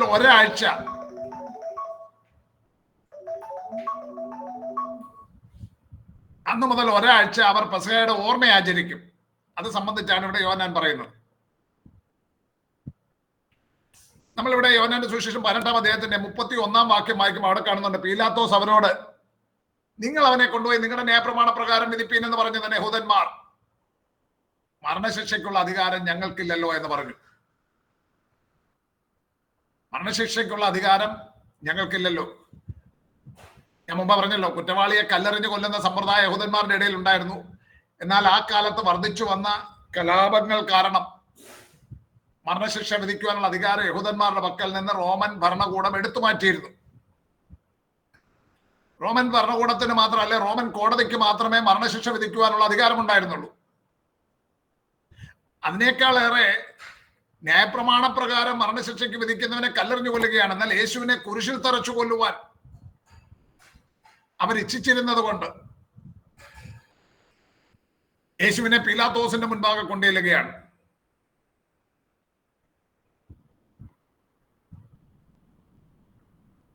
യഹൂദ്യയിൽ അധികാരിയായി നിയോഗിതനായ 6ാമത്തെ പ്രൊക്യുറേറ്ററായിരുന്നു പോന്തിയോസ് പീലാത്തോസ്. AD 26 മുതൽ 36 വരെ. AD 26 മുതൽ 36 വരെയാണ് പീലാത്തോസ് യഹൂദ്യയിൽ റോമൻ പ്രൊക്യുറേറ്ററായിട്ട് ഭരണം നടത്തിയത്. റോമൻ ഭരണത്തിന് വിരോധമായി വരുന്ന ഏതൊരു ശബ്ദത്തെയും അടിച്ചമർത്തുന്നതിൽ വളരെ ഉത്സുകനായിരുന്നു പീലാത്തോസ്. റോമൻ ഭരണത്തിന് വിരോധമായി വരുന്ന എല്ലാ കലാപങ്ങളെയും അടിച്ചമർത്തുന്നതിൽ ഉത്സുകനായിരുന്നു പീലാത്തോസ്. തന്റെ ജൂറിസ്ഡിക്ഷന് പുറത്തേക്ക് പോലും പോയി, തന്റെ അധികാര ക്ഷേത്രത്തിന് പുറത്തു പോലും ചെന്ന് റോമാവിരുദ്ധ കലഹങ്ങൾ അമർച്ച ചെയ്യുവാനും ലഹളക്കാരെ നിഷ്കരണം വധിക്കുവാനും പീലാത്തോസ് യാതൊരു മടിയും കാട്ടിയിരുന്നില്ല. അത്തരത്തിൽ ഹെരോദാവിന്റെ അധികാര ക്ഷേത്രമായിരുന്ന ഗലീലയിൽ ഉണ്ടായ ഒരു സംഭവം, ഹെരോദാവ് എന്റെ ഭരണകേന്ദ്രമായിരുന്ന അല്ലെങ്കിൽ അധികാരക്ഷേത്ര ജൂറിസ്ഡിക്ഷനിൽ ഉണ്ടായിരുന്ന ഗലീലയിൽ പീലാത്തോസ് എന്ന അനേകരെ കൊന്ന സംഭവം ലൂക്കോസ് എഴുതിയ സുവിശേഷം 13-ാം അധ്യായത്തിന്റെ 1-2 വാക്യങ്ങളിൽ കാണുന്നുണ്ട്. കർത്താവിന്റെ ശുശ്രൂഷ കാലത്ത് തന്നെ കർത്താവ് അത് ഉദ്ധരിച്ച് പറയുന്നുണ്ട്. അപ്പോൾ അങ്ങനെ ഹെരോദാവിന്റെ ജൂറിസ്ഡിക്ഷനിലേക്ക് ചെന്ന് പടയാളികളുമായിട്ട് ചെന്ന് അവിടെ കലാപം അമർച്ച ചെയ്തുകൊണ്ട് ഹെരോദാവിനെ ഒരു തരത്തിൽ അവഹേളിച്ചത് നിമിത്തമാണ് പീലാത്തോസും ഹെരോദാവും തമ്മിൽ വൈരമുണ്ടായതെന്ന് കരുതപ്പെടുന്നു. ലൂക്കോസ് 23:12 പറയുന്നുണ്ട്, അവർ തമ്മിൽ മുൻപേ വൈരമായിരുന്നു എന്ന് പറയുന്നുണ്ട്. അത് കാരണം ഇതായിരിക്കാം. മുമ്പ് പറഞ്ഞല്ലോ, കയ്യഫാവ് ഒരു മികച്ച നയതന്ത്രജ്ഞനായിരുന്നത് കൊണ്ട് പീലാത്തോസുമായിട്ട് കയ്യഫാവിന് നല്ല ബന്ധമായിരുന്നു. യേശുവിനെ പീലാത്തോസിന്റെ മുൻപാകെ നിർത്തിയ ശേഷം പ്രധാനമായും 3 കുറ്റങ്ങളാണ് യഹൂദന്മാർ യേശുവിന്റെ മേൽ ആരോപിച്ചത്. യേശു ദൈവദൂഷണം പറഞ്ഞെന്ന് പറഞ്ഞു കഴിഞ്ഞാൽ റോമാക്കാർക്ക് അതൊരു വിഷയമേ അല്ല. റോമാക്കാരെ അത് ബാധിക്കുന്ന വിഷയമല്ല. അപ്പോൾ റോമാക്കാരെ ബാധിക്കുന്ന വിഷയങ്ങൾ ഉന്നയിക്കണം. നിങ്ങളൊന്ന് വായിച്ച ലൂക്കോസിന്റെ സുവിശേഷം 23-ാം അധ്യായം 1-2 വാക്യങ്ങൾ. ലൂക്കോസ് 23-ന്റെ 1-2 വാക്യങ്ങൾ. അനന്തരം അവരെല്ലാവരും കൂട്ടമേ എഴുന്നേറ്റ് അവനെ പീലാത്തോസിന്റെ അടുക്കൽ കൊണ്ടുപോയി. ഇവൻ ഞങ്ങളുടെ ജാതിയെ മറിച്ചു കളയും, താൻ ക്രിസ്തു എന്ന രാജാവാകുന്നു എന്ന് പറഞ്ഞുകൊണ്ട് കൈസർക്ക് കരം കൊടുക്കുന്നത് വിരോധിക്കുകയും ചെയ്യുന്നതായി ഞങ്ങൾ കണ്ടു എന്ന് കുറ്റം ചുമത്തി തുടങ്ങി. നോക്കുക, ഒരു റോമൻ ഭരണാധികാരിയെ എന്താ പറയുന്നത്, പ്രകോപിപ്പിക്കുന്ന രീതിയിലുള്ള കുറ്റങ്ങളാണ് ചൂണ്ടിക്കാണിക്കുന്നത്. ഒന്ന്, ഇവൻ ഞങ്ങളുടെ ജാതിയെ മറിച്ചു കളയുന്നു, വലിയ പ്രശ്നങ്ങൾ ഞങ്ങളുടെ ജാതിയുടെ ഇടയിൽ ഉണ്ടാക്കുന്നു. രണ്ട്, കൈസർക്ക് കരം കൊടുക്കുന്നത് വിലക്കുന്നു. കൈസർക്ക് കരം കൊടുക്കുന്നത് വിലക്കുക എന്ന് പറഞ്ഞാൽ റോമക്കാർക്ക് സഹിക്കില്ല.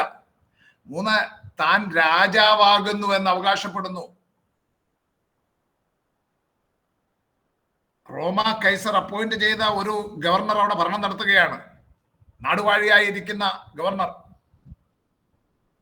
ഇപ്പോൾ ഇതാ ഇവൻ പറയുന്നു ഇവൻ രാജാവാണെന്ന്. രണ്ട്, ഇവൻ പറയുന്നു കൈസർക്ക് കരം കൊടുക്കരുതെന്ന്. മൂന്ന്, ഇവൻ ജനത്തെ ഇളക്കുന്നു, ഞങ്ങളുടെ ജാതിയെ മറിച്ചു കളയുന്നു. ശ്രദ്ധിച്ചുകൊള്ളുക, ഈ മൂന്ന് കുറ്റാരോപണങ്ങൾ, പ്രധാനമായ മൂന്ന് കുറ്റങ്ങളാണ് യഹൂദന്മാർ യേശുവിനെ പറ്റി പീലാത്തോസിന്റെ മുൻപാകെ പ്രസന്റ് ചെയ്യുന്നത്, റോമാ ഭരണ ന്യായപീഠത്തിന്റെ മുൻപാകെ പ്രസന്റ് ചെയ്യുന്നത്. എന്നാൽ നമ്മൾ കാണുന്നത് പീലാത്തോസ് യേശുവിനെ വിചാരണ ചെയ്ത ശേഷം 23-ാം അധ്യായത്തിന്റെ 4-ാം വാക്യത്തിൽ കാണുന്നു, ഞാൻ ഈ മനുഷ്യനിൽ കുറ്റമൊന്നും കാണുന്നില്ല, ഞാൻ ഈ മനുഷ്യനിൽ കുറ്റമൊന്നും കാണുന്നില്ല എന്ന് വിചാരണയ്ക്ക് ശേഷം പീലാത്തോസ് വിധി പ്രഖ്യാപിക്കുകയാണ്. ലൂക്കോസ് 23:4 മാത്രമല്ല, യോഹന്നാൻ 18:38 പറയുന്നുണ്ട്, ഞാൻ അവനിൽ ഒരു കുറ്റവും കാണുന്നില്ല എന്ന് പീലാത്തോസ് വിധി പ്രഖ്യാപിച്ചു.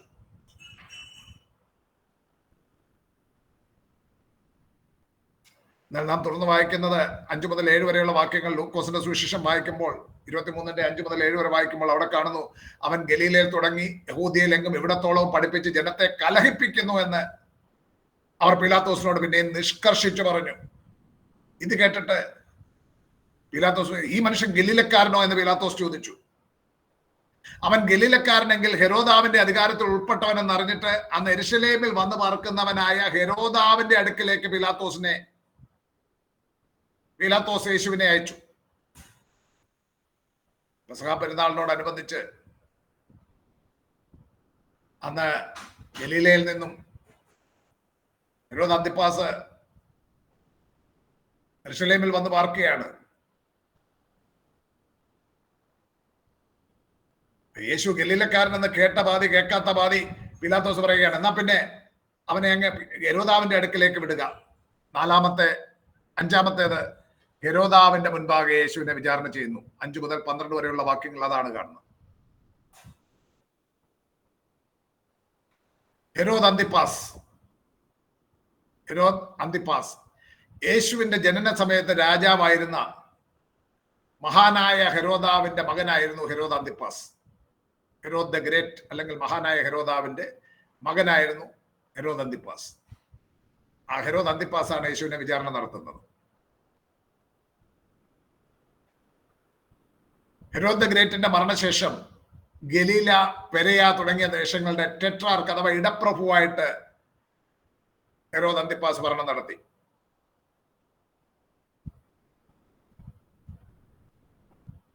ഈ ഹെരോദ് അന്തിപ്പാസ് ആണ് നമ്മുടെ സ്നാപകനായ യോഹന്നാനെ ശിരച്ഛേദം നടത്തിയത്. ആ സംഭവം നിങ്ങൾക്കറിയാം.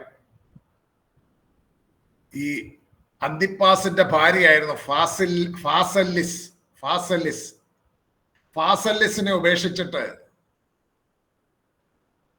അന്തിപ്പാസ് തന്റെ അർദ്ധ സഹോദരനായ ഫിലിപ്പോസിന്റെ ഭാര്യ ഹെരോദിയെ തനിക്ക് ഭാര്യയാക്കി അവളെ പരിഗ്രഹിച്ചു. അത് നിമിത്തം അത് ചൂണ്ടിക്കാണിച്ച സ്നാപകനായ യോഹന്നാൻ പറയുന്ന സഹോദരന്റെ ഭാര്യയെ പരിഗ്രഹിക്കുന്നത് നിനക്ക് വിഹിതമല്ല. ആ വാക്കുകൾ നിമിത്തം ഹെരോദ്യയ്ക്ക് യോഹന്നാനോട് പകയുണ്ടായി.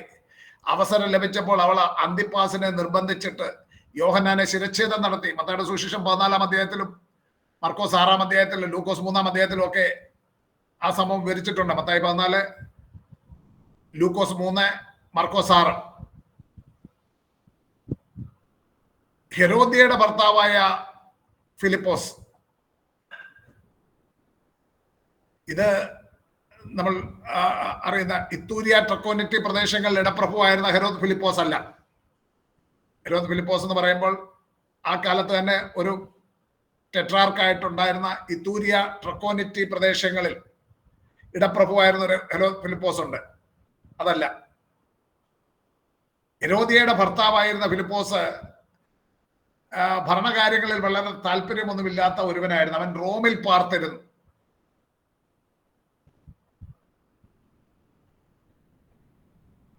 ഹെരോദിയയുടെ ഭർത്താവായിരുന്ന ഫിലിപ്പോസ് എന്ന് പറയുന്നത് ഹെരോദ് ദ ഗ്രേറ്റിന്റെ ഒരു പുത്രനായിരുന്ന അരിസ്റ്റോബുലസിന്റെ അയാളുടെ പുത്രനായിരുന്നു. അരിസ്റ്റോബുലസിന്റെ മകളായിരുന്ന ഹെരോദിയയാണ് വിവാഹം ചെയ്തത്.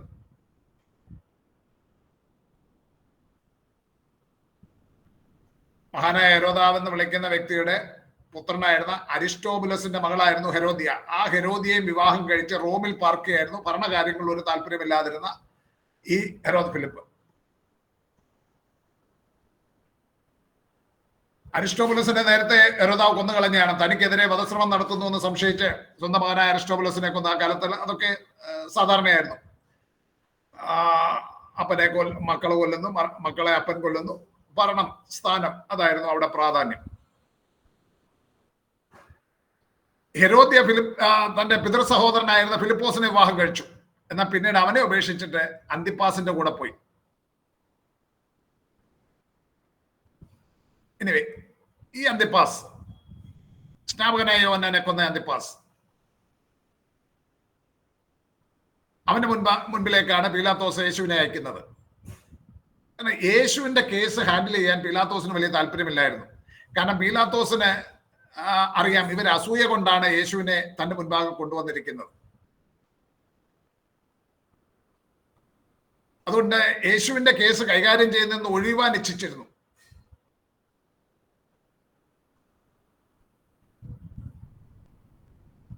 അതുകൊണ്ടാണ് ഹെരോദാവിന്റെ അടുക്കലേക്ക് യേശുവിനെ അയച്ചത്. ഹെരോദാവിന്റെ അടുക്കൽ വരുമ്പോൾ നടക്കുന്നത് ലൂക്കോസ് 23:8 മുതലുള്ള വാക്യങ്ങൾ വായിക്കുമ്പോൾ നമുക്ക് കാണാം. ഒന്ന് വായിച്ചാട്ടെ, 8 മുതൽ 12 വരെയുള്ള വാക്യങ്ങൾ.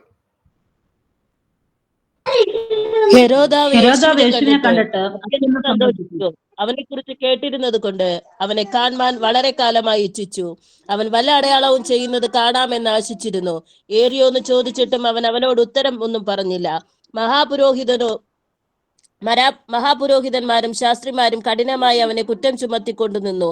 ഹെരോദാവ് തന്റെ പടയാളികളുമായി അവനെ പരിഹസിച്ച് നിസ്സാരനാക്കി ശുഭ്രവസ്ത്രം ധരിപ്പിച്ച് പീലാത്തോസിന്റെ അടുക്കൽ മടക്കി അയച്ചു. അന്ന് ഹെരോദാവും പീലാത്തോസും തമ്മിൽ സ്നേഹിതന്മാരായി തീർന്നു. മുമ്പേ അവർ തമ്മിൽ വൈരമായിരുന്നു. അവർ തമ്മിലുള്ള വൈരത്തിന്റെ കാരണവും സ്നേഹിതന്മാരായ സംഭവം നമുക്കറിയാം. അവിടേക്ക് പോകുന്നില്ല, മുമ്പേ പറഞ്ഞു കഴിഞ്ഞാൽ. അപ്പോൾ ഹെരോദാവ് യേശുവിനെ വിചാരണ ചെയ്ത ശേഷം അവൻ മരണയോഗ്യമായതൊന്നും പ്രവർത്തിച്ചിട്ടില്ല എന്ന് വിധിച്ച് യേശുവിനെ പീലാത്തോസിന്റെ അടുക്കലേക്ക് മടക്കി അയച്ചു. ഹെരോദാവിന്റെ വിധി സംബന്ധിച്ച് 15-ാം വാക്യത്തിൽ പീലാത്തോസ് തന്നെ പറയുന്നുണ്ട്. 15-ാം വാക്യത്തിൽ അവൻ മരണയോഗ്യമായത് ഒന്നും ചെയ്തിട്ടില്ല എന്ന് പറഞ്ഞു. മരണയോഗ്യമായതൊന്നും പ്രവർത്തിച്ചിട്ടില്ല, സ്പഷ്ടം. അതുകൊണ്ട് ഞാൻ അവനെ അടുപ്പിച്ചു വിട്ടയക്കും എന്ന് പറഞ്ഞു. ഇവനെ നീക്കിക്കളക.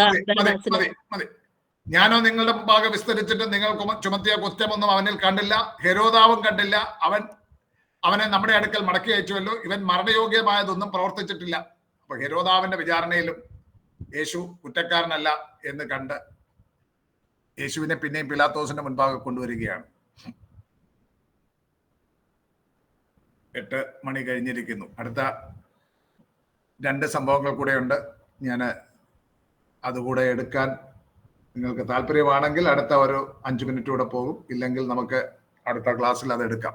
ഇതിന്റെ ആ ഫ്ലോയിൽ അങ്ങ് ഇന്ന് എടുക്കുന്നത് പറഞ്ഞു തീർക്കാം സാറേ. 2 കാര്യം കൂടെ പറഞ്ഞു തീർക്കാം സാർ.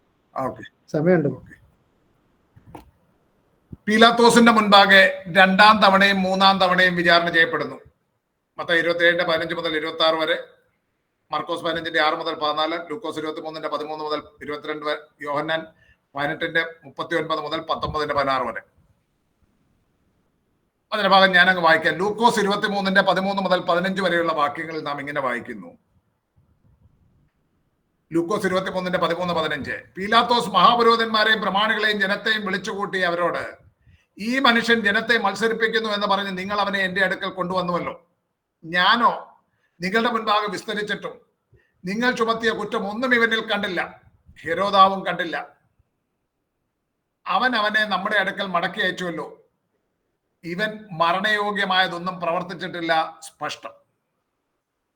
അപ്പോൾ യേശുവിനെ ശിക്ഷിക്കുവാൻ തക്കതായ യാതൊരു കുറ്റവും അവൻ ചെയ്തിട്ടില്ല എന്നും അവൻ മരണയോഗ്യമായതൊന്നും ഇല്ല എന്നും ഹെരോദാവും പീലാത്തോസും ഒരുപോലെ പറയുകയാണ്. അവർക്ക് പ്രത്യേകിച്ച് താല്പര്യങ്ങളൊന്നുമില്ല. എന്നാൽ യഹൂദന്മാർ അങ്ങനെയല്ല. യഹൂദന്മാരുടെ മനസ്സുകളെ വിഷലിപ്തമാക്കിയിരിക്കുകയാണ് അവരുടെ മഹാപുരോഹിതന്മാരും ശാസ്ത്രിമാരും പരീക്ഷന്മാരും ചേർന്ന്.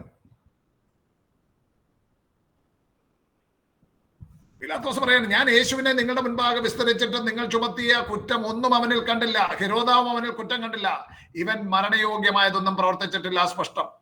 രണ്ടാമത് പീലാത്തോസ് പറയുകയാണ്. പീലാത്തോസിന്റെ രണ്ടാമത്തെ വിധി പ്രസ്താവമാണ്.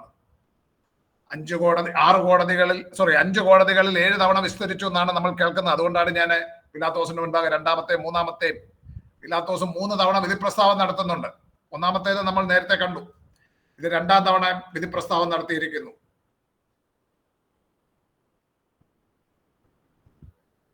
അവൻ കുറ്റവാളിയല്ലെന്ന് പീലാത്തോസ് വിധിച്ചു. അവർ അസൂയ കൊണ്ടാകുന്നു യേശുവിനെ ഏൽപ്പിച്ചതെന്ന് പീലാത്തോസിന് അറിയാമായിരുന്നു. അതുകൊണ്ട് യേശുവിനെ വെറുതെ വിടുവാൻ അവൻ ആഗ്രഹിച്ചു. അത് മാത്രമല്ല ഒരു സംഭവം ഉണ്ടായി. എന്താണ്? പീലാത്തോസ് ന്യായാസനത്തിൽ ഇരിക്കുമ്പോൾ ഒരു മെസ്സേജ് കിട്ടുന്നു. എന്താണ്?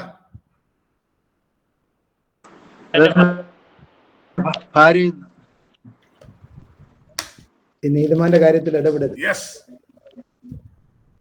അപ്പൊ 27:18 മുതൽ 19 വാക്യങ്ങൾ പറയുന്നുണ്ട്. ആ നീതിമാന്റെ കാര്യത്തിൽ ഇടപെടരുതെന്ന് പറഞ്ഞ് പീലാത്തോസിന്റെ ഭാര്യ ആളയച്ച് അവനോട് പറയുകയാണ്. അതുകൊണ്ട് ഏതെങ്കിലും നിലയിൽ യേശുവിന്റെ കേസ് കൈകാര്യം ചെയ്യുന്ന ഒഴിയുവാൻ അവൻ ഇച്ഛിച്ചിരുന്നു.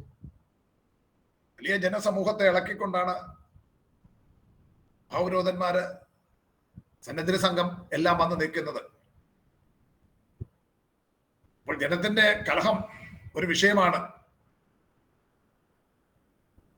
എന്നാൽ യേശുവിനെ വെറുതെ വിടുവാൻ ആഗ്രഹിച്ചിട്ട് പീലാത്തോസ് ഒരു തന്ത്രം പ്രയോഗിക്കുന്നുണ്ട്.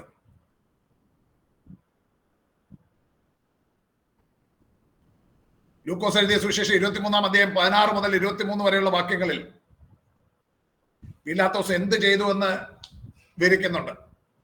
16 മുതൽ 23 വരെ ഞാൻ വായിപ്പിക്കുന്നില്ല. പീലാത്തോസ് അവരോട് പറയുകയാണ്, ഇവൻ മരണയോഗ്യമായതൊന്നും പ്രവർത്തിച്ചിട്ടില്ല, സ്പഷ്ടം. അതുകൊണ്ട് ഞാൻ അവനെ അടിപ്പിച്ചു വിട്ടയക്കാമെന്ന് പറഞ്ഞു. അടിപ്പിച്ചു വിട്ടയക്കാം. അടിപ്പിക്കുക എന്ന് പറഞ്ഞാൽ വെറുതെ സ്കൂൾ മാഷ് ചൂരവടി വെച്ച് അടിക്കുന്ന പോലെയല്ല. അടിപ്പിക്കുക എന്ന് പറഞ്ഞാൽ ഞാൻ മുമ്പ് പറഞ്ഞല്ലോ, ചാട്ടവാറ്, എല്ലിൻ കഷ്ണങ്ങളും കൂർത്തുമൂർത്ത ലോഹ കഷ്ണങ്ങളും എല്ലാം ഉള്ള ചാട്ടവാറുകൾ, അത് വെച്ച് അടിക്കുന്ന കാര്യമാണ് പറയുന്നത്. നിങ്ങൾക്ക് ഇത്ര വിരോധമുണ്ടെങ്കിൽ ഞാൻ അവനെ അടുപ്പിച്ചു വിട്ടയക്കാം. അതുകൊണ്ടെങ്കിലും നിങ്ങളുടെ കോപം ശമിക്കുന്നുവെങ്കിൽ ഞാൻ അടുപ്പിച്ചു വിട്ടയക്കാമെന്ന് പറഞ്ഞു. എന്നാൽ അവർ കൊണ്ടില്ല. അവര് പിന്നെ യേശുവിനെ ക്രൂശിക്കുക, അവനെ ക്രൂശിക്കുക എന്ന് ഉറക്കം നിലവിളിച്ചു. അപ്പോൾ പീലാത്തോസ് രണ്ടാമത്തെ തന്ത്രം പ്രയോഗിക്കുകയാണ്. യേശുവിനെ രക്ഷിക്കുവാൻ ആഗ്രഹിച്ചിട്ട് രണ്ടാമത്തെ തന്ത്രം. ഈ ഗൾഫ് നാടുകളിലൊക്കെ ജോലി ചെയ്തിട്ടുള്ളവർക്കറിയാം, ഗൾഫ് നാടുകളിൽ ഈ റംസാൻ മാസമൊക്കെ വരുന്നുണ്ടേ അവിടുത്തെ ഭരണാധികാരികൾ കുറെ കുറ്റവാളികളെ ജയിൽ മോചിതരാക്കി വിട്ടയക്കും. അതിനൊരു പേര് പറയും, ഞാനിപ്പോ പെട്ടെന്ന് റിക്കോൾ ചെയ്യാൻ പറ്റുന്നില്ല എനിക്ക്. റംസാൻ മാസം അവരുടെ ആ പ്രധാനപ്പെട്ട ആ ഫാസ്റ്റിംഗ് മന്ത് വരുമ്പം തടവിലുള്ള ഒത്തിരി പേരെ അവർ വിട്ടയക്കും. അതുപോലെ പൊതുമാപ്പ് കൊടുത്ത് വിട്ടയക്കും. അതുപോലെ യഹൂദന്മാരുടെ ഒരു ഉത്സവ വേളയിൽ കുറ്റവാളികളെ വെറുതെ വിടുന്ന ഒരു പതിവ് അവർക്കുണ്ടായിരുന്നു. അത് ഓർമ്മിപ്പിച്ചുകൊണ്ട് ആ കാലത്ത് യെരൂശലേം നഗരത്തിലുണ്ടായ വലിയൊരു കലഹവും കൊലയും ഹേതുവായി തടവിലായിരുന്ന ബറബ്ബാസ് എന്ന പേരായ ഒരു കൊടും കുറ്റവാളിയെ യേശുവിനോടൊപ്പം അവരുടെ മുൻപാകെ നിർത്തി. അപ്പം പീലാത്തോസിന്റെ പ്രതീക്ഷ, ഇത്ര വലിയൊരു കൊടും കുറ്റവാളിയെ നിർത്തിയിരിക്കുമ്പം ഏതായാലും രണ്ടിൽ ആരെ വേണമെന്ന് ചോദിക്കുമ്പം ബറബ്ബാസിനെ കൊല്ലുക, യേശുവിനെ വിട്ടയക്കുക എന്നവർ പറയുമെന്ന് പീലാത്തോസ് പ്രതീക്ഷിച്ചു. പിലാത്തോസ് ചോദിക്കുകയല്ലേ, ഇവരിൽ ആരെ സ്വതന്ത്രനായി വിട്ടയക്കുവാൻ നിങ്ങൾ ഇച്ഛിക്കുന്നു? മത്തായി 27 20-21 വാക്യങ്ങളിൽ, മത്തായി 22-20-21 വാക്യങ്ങൾ നാം കാണുന്നു. ബറബ്ബാസിനെ ചോദിപ്പാനും യേശുവിനെ നശിപ്പിപ്പാനും മഹാപുരോഹിതന്മാരും മൂപ്പന്മാരും പുരുഷാരത്തെ സമ്മതിപ്പിച്ചു. ആരെ വേണം? ബറബ്ബാസിനെ വേണോ യേശുവിനെ വേണോ? ബറബ്ബാസിനെ വിട്ടയക്കുക, യേശുവിനെ കൊന്നുകളയുക. ഇവരിൽ ഏവനെ വിട്ടുതരണമെന്ന് ഇച്ഛിക്കുന്നു എന്ന് ചോദിച്ചതിന് ബറബ്ബാസിനെ എന്ന് അവർ പറഞ്ഞു. അതൊക്കെ മഹാപുരോഹിതന്മാരും മൂപ്പന്മാരും പുരുഷാരത്തെ സമ്മതിപ്പിച്ചു. അവരുടെ മനസ്സുകളിൽ വിഷം നിറയ്ക്കുന്നത് മത നേതാവുകളായിരുന്നു. യേശു നിരപരാധിയാകുന്നു എന്ന നല്ല ബോധ്യം ഉണ്ടായിരുന്നത് കൊണ്ട് പീലാത്തോസ് യേശുവിനെ വിട്ടയക്കുവാൻ ആഗ്രഹിച്ചു. എന്നാൽ അവന്റെ രക്തത്തിനായി ജനം മുറവിളി കൂട്ടുകയാണ്. അത് വർദ്ധിച്ചു വരുന്ന കണ്ടപ്പോൾ പീലാത്തോസ് ചെയ്യുന്നത് അവനെ വാറുകൊണ്ടടിപ്പിച്ചു. യേശുവിനെ കൊണ്ടുപോയി വാറുകൊണ്ടടിപ്പിച്ചു. യോഹന്നാൻ എഴുതിയ സുവിശേഷം 19 അധ്യായം 1 മുതൽ 12 വരെയുള്ള വാക്യങ്ങൾ നമ്മൾ കാണുന്നുണ്ട്. ആ സംഭവം വിവരിക്കുന്നുണ്ട്. വാറുകൊണ്ട് അടുപ്പിച്ചതിന്റെ ഉദ്ദേശം 12-ാം വാക്യത്തിൽ പറയുന്നുണ്ട്. യോഹന്നാൻ 19-12 വാക്യം വായിച്ച 12-ാം വാക്യം. ഇത് നിമിത്തം പീലാത്തോസ് അവനെ വിട്ടയപ്പാൻ ശ്രമിച്ചു. വിട്ടയപ്പാനുള്ള ശ്രമത്തിന്റെ ഭാഗമായിട്ട് യേശു നിരപരാധിയായതുകൊണ്ട് അവനെ ക്രൂശിൽ ആഗ്രഹിച്ചിട്ട് കോപം ശമിപ്പിക്കുവാനായി യേശുവിനെ സ്നേഹിതൻ അല്ല, തന്നെത്താൻ രാജാവ് ആക്കുന്നവൻ. യഹൂദന്മാരുടെ കോപം ശമിപ്പിക്കുവാനായിട്ട് യേശുവിനെ വിട്ടയപ്പാൻ ആഗ്രഹിച്ചിട്ട് ചാട്ടുവാറ് കൊണ്ടടിപ്പിച്ചു. മുള്ളുകൊണ്ടൊരു കിരീടം മെടഞ്ഞ് അവന്റെ തലയിൽ വെച്ചു. ധൂമ്രവസ്ത്രം ധരിപ്പിച്ചു. അവനെ അവരുടെ മുൻപാകെ നിർത്തി. രക്തം ഒഴുകുന്ന ആ കാഴ്ച കാണുമ്പോഴെങ്കിലും അവരുടെ കോപം ശമിക്കും. അവർക്ക് യേശുവിനോട് ദയ തോന്നുമെന്ന് പീലാത്തോസ് കരുതി.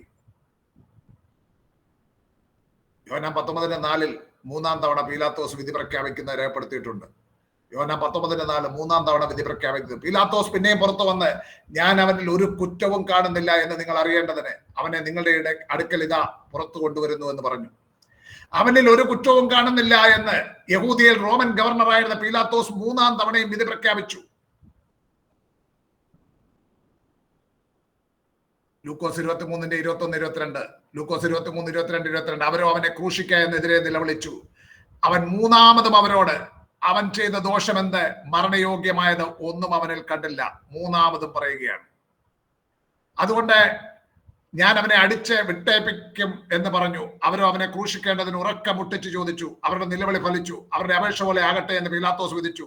കലഹവും കുലയും ഹേതുവായി തടവിലായവനെ അവരുടെ അപേക്ഷ പോലെ വിട്ടുകൊടുക്കുകയും, അതായത് ബറബ്ബാസിനെ വിട്ടുകൊടുക്കുകയും യേശുവിനെ അവരുടെ ഇഷ്ടത്തിന് ഏൽപ്പിക്കുകയും ചെയ്തു. മഹാപുരോഹിതന്മാരും മൂപ്പന്മാരും പുരുഷാരത്തെ സമ്മതിപ്പിച്ചു. അവർ യേശുവിനെ ക്രൂശിക്കേണ്ടതിന് ഉറക്കം മുട്ടിച്ച് ചോദിച്ചു. അവരുടെ നിലവിളി ഫലിച്ചു. യോഹന്നാൻ 19:12 പീലാത്തോസ് അവനെ വിട്ടയപ്പാൻ ശ്രമിച്ചു. യഹൂദന്മാരോ, നീ ഇവനെ വിട്ടയച്ചാൽ കൈസറുടെ സ്നേഹിതനല്ല. വലിയ തന്ത്രമാണ്. പീലാത്തോസ് വിട്ടയപ്പാൻ ശ്രമിക്കുമ്പോൾ യഹൂദന്മാര്, നീ ഇവനെ വിട്ടയച്ചാൽ കൈസറുടെ സ്നേഹിതനല്ല, തന്നെത്താൻ രാജാക്കുന്നവനെല്ലാം കൈസറോട് മത്സരിക്കുന്നുവല്ലോ എന്ന് ആർത്തു പറഞ്ഞു. പിന്നെ പീലാത്തോസിന് ഒന്നും ചെയ്യാൻ സാധിച്ചില്ല. 3 തവണ വിചാരണ ചെയ്തു. ഓരോ തവണയും ഞാൻ അവനിൽ ഒരു കുറ്റവും കാണുന്നില്ല, യേശു കുറ്റവാളിയല്ല, മരണയോഗ്യമായതൊന്നും ഞാൻ അവനിൽ കണ്ടില്ല, ഞാൻ അവനിൽ ഒരു കുറ്റവും കാണുന്നില്ല എന്ന് വിധിച്ചുവെങ്കിലും ജനത്തിന്റെ നിർബന്ധത്തിനും ഭീഷണിക്കും പീലാത്തോസ് വഴങ്ങിയിട്ട് ഒടുവിൽ യേശുവിനെ ക്രൂശിക്കുവാൻ അവരുടെ പക്കൽ ഏൽപ്പിച്ചു കൊടുത്തു. ലൂക്കോസ് 23:21 മുതൽ 25 വരെയുള്ള വാക്യങ്ങളിൽ ജനത്തിന്റെ നിർബന്ധത്തിന്, യോഹന്നാൻ 19:12 പറയുന്ന ഭീഷണിക്കും വഴങ്ങിയിട്ട്, മത്തായി 27:24-25 വാക്യങ്ങളിൽ പറയുന്നു. മത്തായി 22:24-25 ആരവാരം അധികമാകുന്നതല്ലാതെ ഒന്നും സാധിക്കുന്നില്ല എന്ന് പീലാത്തോസ് കണ്ടിട്ട് വെള്ളമെടുത്ത് പുരുഷാരം കാണുക കൈ കഴുകി, ഈ നീതിമാന്റെ രക്തത്തിൽ എനിക്ക് കുറ്റമില്ല, നിങ്ങൾ തന്നെ നോക്കിക്കൊള്ളുവീൻ എന്ന് പറഞ്ഞു. അവന്റെ രക്തം ഞങ്ങളുടെ മേലും ഞങ്ങളുടെ മക്കളുടെ മേലും വരട്ടെ എന്ന് ജനമൊക്കെ ഉത്തരം പറഞ്ഞു. ഇന്ന് വരെയും അങ്ങനെ തന്നെ സംഭവിച്ചു കൊണ്ടിരിക്കുകയാണ്. അത് വാക്യമല്ല കേട്ടോ, ഞാൻ പറഞ്ഞതാ. അന്ന് തുടങ്ങി ഇന്ന് വരെയും അവന്റെ രക്തം ഞങ്ങളുടെ മേലും ഞങ്ങളുടെ മക്കളുടെ മേലും വരട്ടെ എന്ന് പറഞ്ഞവരുടെ മേൽ വന്നുകൊണ്ടിരിക്കുകയാണ്. ഇന്ന് ഇസ്രായേൽ ഉണ്ടാകുന്ന ഈ കൊടും രക്തച്ചൊരിച്ചിലുകൾക്കെല്ലാം കാരണം അവരുടെ പിതാക്കന്മാർ അന്ന് പറഞ്ഞതാണ്. നീതിമാൻ എന്ന് വിധിക്കപ്പെട്ട യേശുവിനെ യഹൂദന്മാർ ക്രൂശിൽ തറപ്പിച്ചു കൊന്നു. പീലാത്തോസ് ഒരു മേലെഴുത്ത് എഴുതി ക്രൂശിൽ മേൽ പതിപ്പിച്ചു. അതിൽ നസ്രയനായ യേശു യഹൂദന്മാരുടെ രാജാവ്. നമ്മള് ക്രൂശിത രൂപത്തിന്റെ പടം കാണുന്നിടത്തെല്ലാം മേളിൽ കാണും ഇൻട്രി. അത് ചുരുക്കെഴുത്താണ്. യേസൂസ് നസ്രേനുസ് റെക്സ് യൂദയോറം എന്നുള്ള ലാറ്റിൻ വാചകങ്ങളുടെ ചുരുക്കെഴുത്താണ് എൻട്രി. യേസൂസ് നസ്രേനുസ് റെക്സ് യൂദയോറം, Jesus the Nazarene, king of the Jews, നസ്രേനായ യേശു യഹൂദന്മാരുടെ രാജാവ് എന്നൊരു മേലെഴുത്തും എഴുതി. അങ്ങനെ യേശുവിനെ കുരിശിൽ തറച്ചു കൊന്നു. അടുത്ത ക്ലാസ്സിൽ നമുക്ക് ബാക്കി കാര്യങ്ങൾ ചിന്തിക്കാം. വിജയൻ ബ്രദർ പ്രാർത്ഥിച്ചാട്ട്. ബ്രദർ വിജയൻ. പരിശുദ്ധനായ ദൈവമേ, സ്വർഗീയ പിതാവേ, അനുഗ്രഹമേ, നല്ല രാത്രി സമയത്തിന് നാഥ വാഴ്ത്തുന്നു. ഇത്രത്തോളം തിരുവചനം പഠിക്കും ഞങ്ങളുടെ തിരുപ്പാതയുടെ അടികളായിരുന്നല്ലോ കർത്താവേ. ഇന്ന് ഈ പ്ലാറ്റ്ഫോമിൽ കൂടെ കർത്താവേ തിരുവചനം പഠിക്കും ഞങ്ങൾക്ക് നല്ല സന്ദർഭ സാവകാശം കടന്നതിലൊക്കെ ഒരിക്കൽ കൃപകൾ നന്ദി പറയുന്ന കർത്താവേ. തിരുവചനം പഠിക്കും കടന്ന എല്ലാ പ്രിയപ്പെട്ട ദാസന്മാർ സഹോദരന്മാരുടെ കുഞ്ഞുങ്ങൾ മാതാവുകൾ എല്ലാവരും കർത്താവ് അനുഗ്രഹിച്ച കൃപ നന്ദി കർത്താവേ. കർത്താവ് യേശു ക്രിസ്തു ജീവിത ഉപദേശ ക്രൂശ് മരണം കൊണ്ട് ദൈവദാസനെ ഞങ്ങളെ പഠിപ്പിച്ചല്ലോ കർത്താവേ. പഠിക്കുന്ന ഓരോ വചനവും ഞങ്ങൾക്ക് ഹൃദയത്തിൽ സംഹരിക്കാൻ കർത്താവേ. നല്ല രീതിയിൽ പരീക്ഷ എഴുതാൻ കൃപതരം പ്രാർത്ഥന തിരുവചനം പഠിപ്പിക്കാൻ കാണുന്ന ദൈവദാസൻ കുടുംബം പ്രാർത്ഥിക്കുന്ന അനേകർക്ക് ഞങ്ങളെ പോലെ തിരുവചനം പഠിക്കുവാനുള്ള ജ്ഞാനവും ബുദ്ധിയും കൊടുക്കണം. പ്രാർത്ഥന കുടുംബമായി അനുഗ്രഹം പ്രാർത്ഥന കേട്ടുന്ന സ്തുത കർത്താവ് യേശു ക്രിസ്തു മുഖാന്തരം പ്രാർത്ഥന കേൾക്കണമേ സ്വർഗീയ നല്ല ദൈവമേ. ആമേൻ. കർത്താവ് എല്ലാവരെയും അനുഗ്രഹിക്കട്ടെ. Thank you, sir.